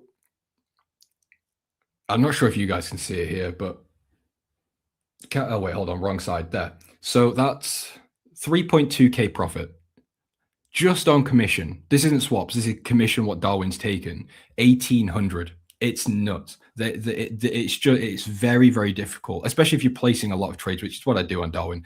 I use interactive brokers more for longer term positioning, but yeah, the commission's killing me on there. Anyway, let's move on. Joshua, good to see you. Currency do you most comfortably park my money in? None. I would, when you say park money, if you mean like hold currencies for long term, nah, never, none. I would be holding stocks, to be honest, or just ETFs. Just buy the S&P if that's where you're wanting to allocate money for long term. But if you just mean buying, selling, swing trading, Australian dollar still seems fantastic. So the beautiful thing with the Australian dollar is that in fact, I'll pull GPAUD up because it's just a great example. So what we've had here, let me get rid of all this nonsense here. There. So what we had, it was like all the stars aligned for the Australian dollar. We had the hawkish RBA, the most hawkish central bank in the developed markets. It was easy by the Australian dollar. Then we got a relief rally when we had oil rally. So obviously oil up, inflation up, yields up, blah, blah, blah. Central banks going more towards holding and hawkish stances. So the Australian dollar, or the Reserve Bank of Australia, kind of lost its edge, if you will. Do you get what I'm saying? So it was no longer the most dominant. But now we've got these de-escalations. We've got oil getting pressured. Central banks, likely, as Marco said, likely going back to what they initially were doing before we had this Middle East situation. So now the Australian dollar is recatching its bid. And securing its dominance once again. So I'd be happy to stay with the Australian dollar longs. Other than that, probably nothing. Maybe euro dollar longs, actually, which obviously is a bit painful. Excuse me, a bit painful to say because I'm short. But that could be a good idea. I mean, it really depends on what we get over the weekend and how things go. Obviously, we're still very headline dependent, and this opening of the Strait of Hormuz, as far as I'm aware, it's only for the duration of the ceasefire. It's not a permanent absolute, if that makes sense. But yeah, that's kind of my view right now. I also wouldn't mind picking up a little bit more on silver, and in fact, picking up a bit more on silver and getting into gold. So I wouldn't be looking for speculative short-term trades just yet, but I would be quite happy to start investing a bit more into miners or ETFs, whatever you have access to. But when we look at silver and gold, obviously catching a huge move here. So I wouldn't be opposed. In fact, we'll go to gold, not necessarily silver, but I wouldn't be opposed for just waiting for some sort of pullback, because very likely we'll see a correction of this. So I wouldn't mind waiting for a pullback and then looking for a long position. The only downside is the EdgeFinder doesn't have a reading. So depending on how important that is to you, you could obviously move either way. But yeah, I wouldn't be looking to fade this, to be honest. I don't think this is a situation we've got the headline and you want to trade against that headline. I think this is more a case of, okay, we've seen a little glimpse of what is likely to come next, which is de-escalation. I want to like Darwin, but they keep giving me reasons not to. Yeah, that's the thing. It's like, I think, as I said, the business model is fantastic. You can trade, you can just do your own thing. And eventually you can start getting allocated capital and all these things. It's fantastic. But again, it's just the fees are just ridiculous. The commissions, yeah, not great, but it is what it is. Just check my MT5, my DJ cells running nicely. Are they? Let's have a look. That's a good point, actually. We might be able to get some positions on discount on these yen pairs. So I might, yeah, dollar yen, I'd probably stay away. To be honest, Australian dollar yen. This might be the play.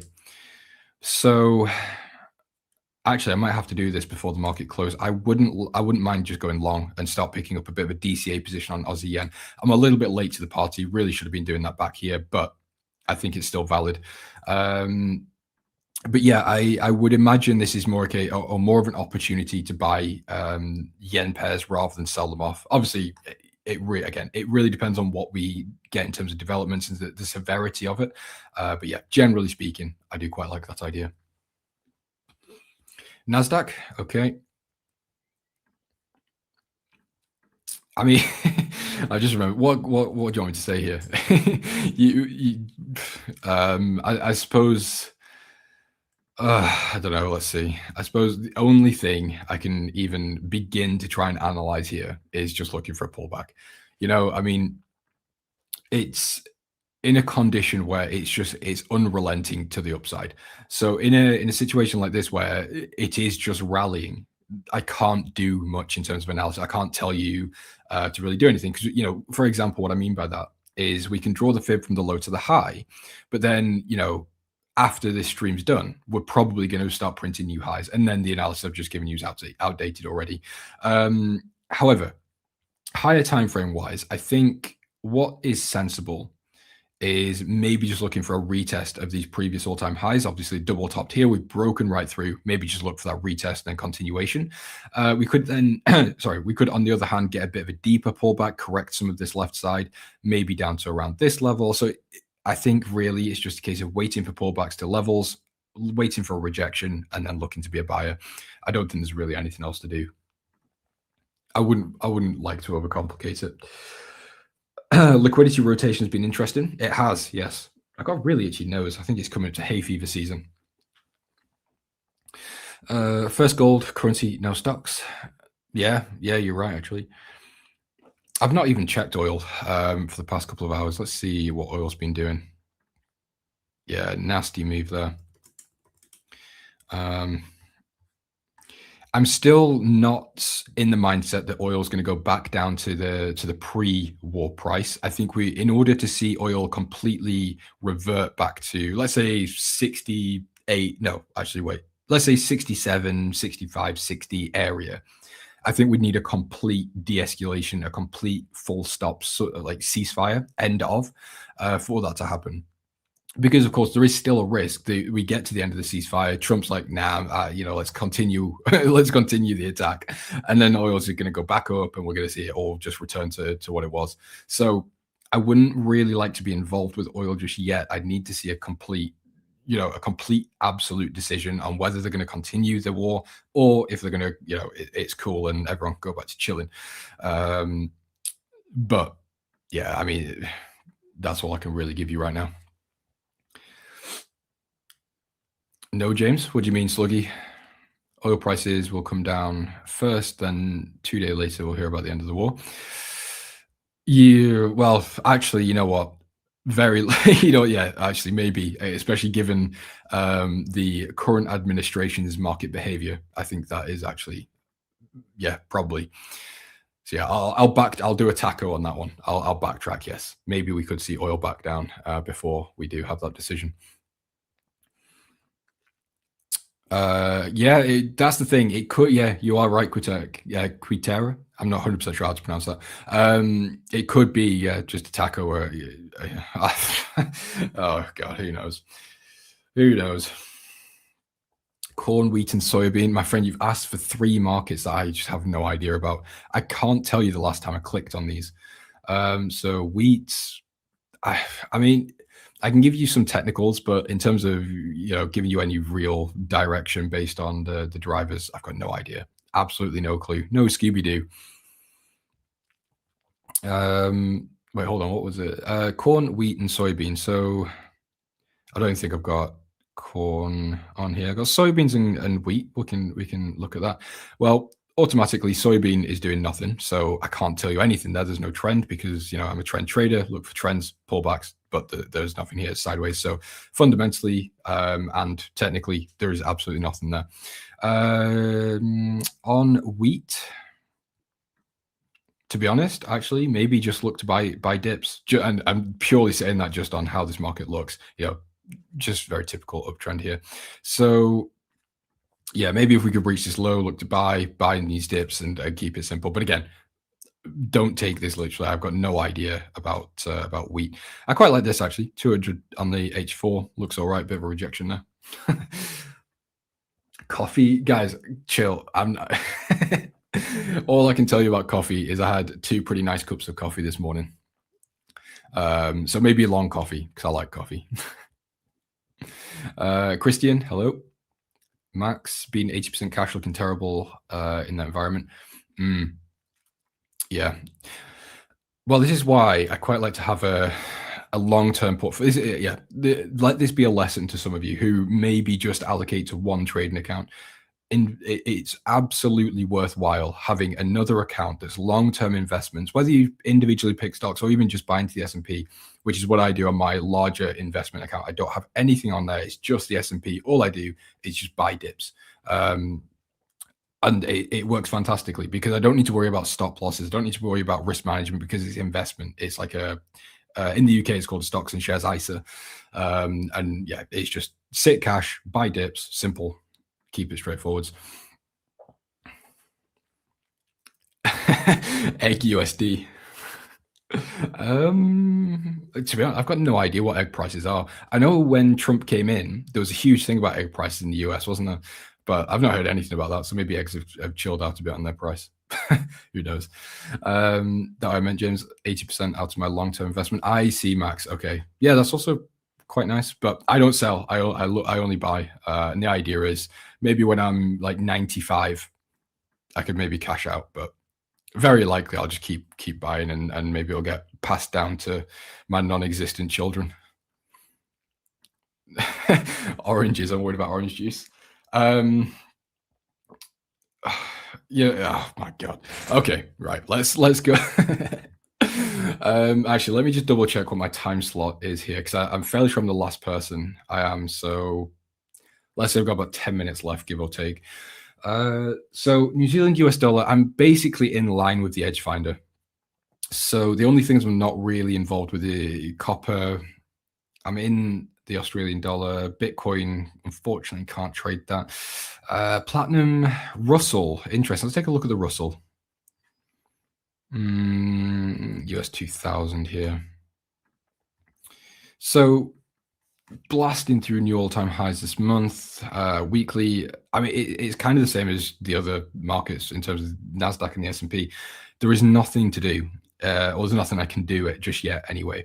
So I think the most simple, straightforward way to think about these markets is, okay, if you weren't long during this period, you've missed it. You buying here, in my personal opinion, is absolutely ridiculous.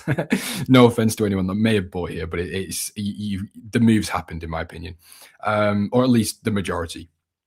I think the next likely outcome is maybe we could head a little bit higher, and then at some point we're going to see a bit of a reversion or a mean reversion, a bit of a correction, whatever wording you want to use, and then I would be looking to buy on this pullback.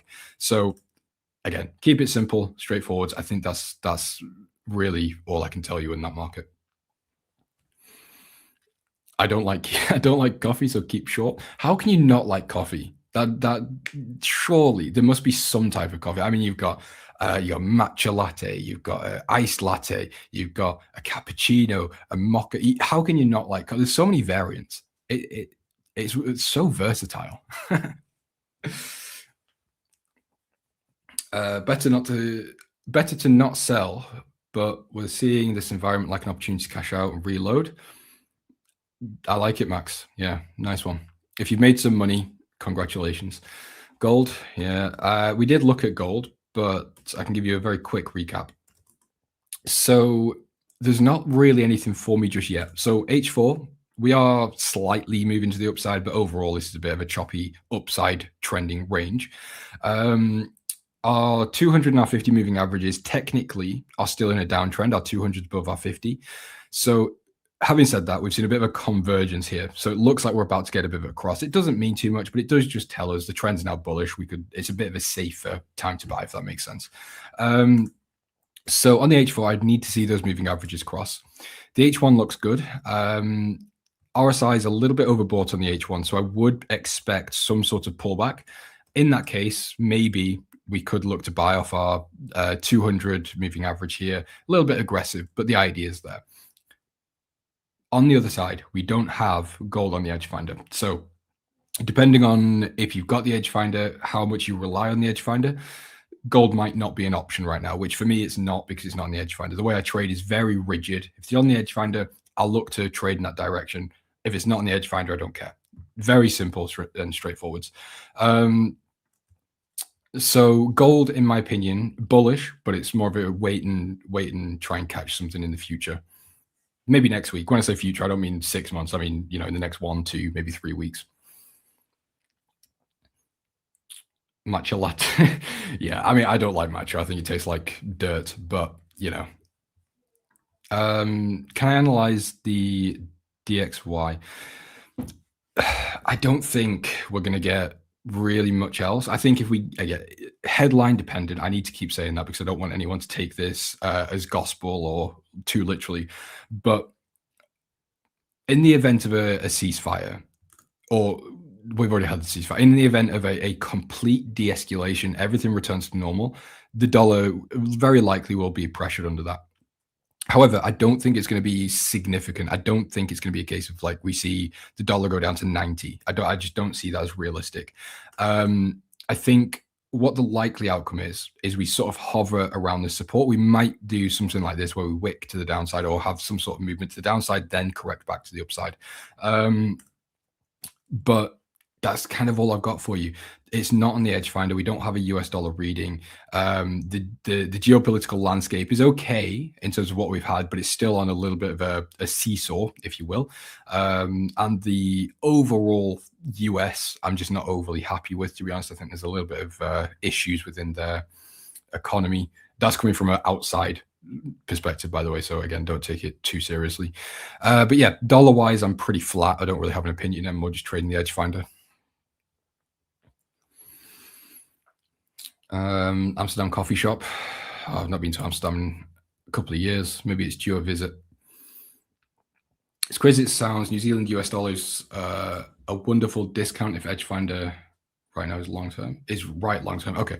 Yeah, I agree. I think I'm sticking with the positions I'm in. So although the headlines are working against me when it comes to Euro dollar and New Zealand dollar, I'm still happy to hold them.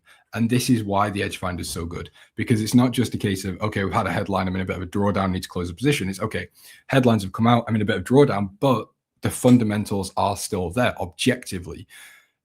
You know, some people might trade differently, but the way I see it, again, EdgeFinder comes at like number one ranking in my priority list. Well, all right, I'll be honest, maybe number 2. Central banks obviously come number 1. That's basically what I trade as a nutshell, is interest rates. But then it's EdgeFinder, and then it's charts and things.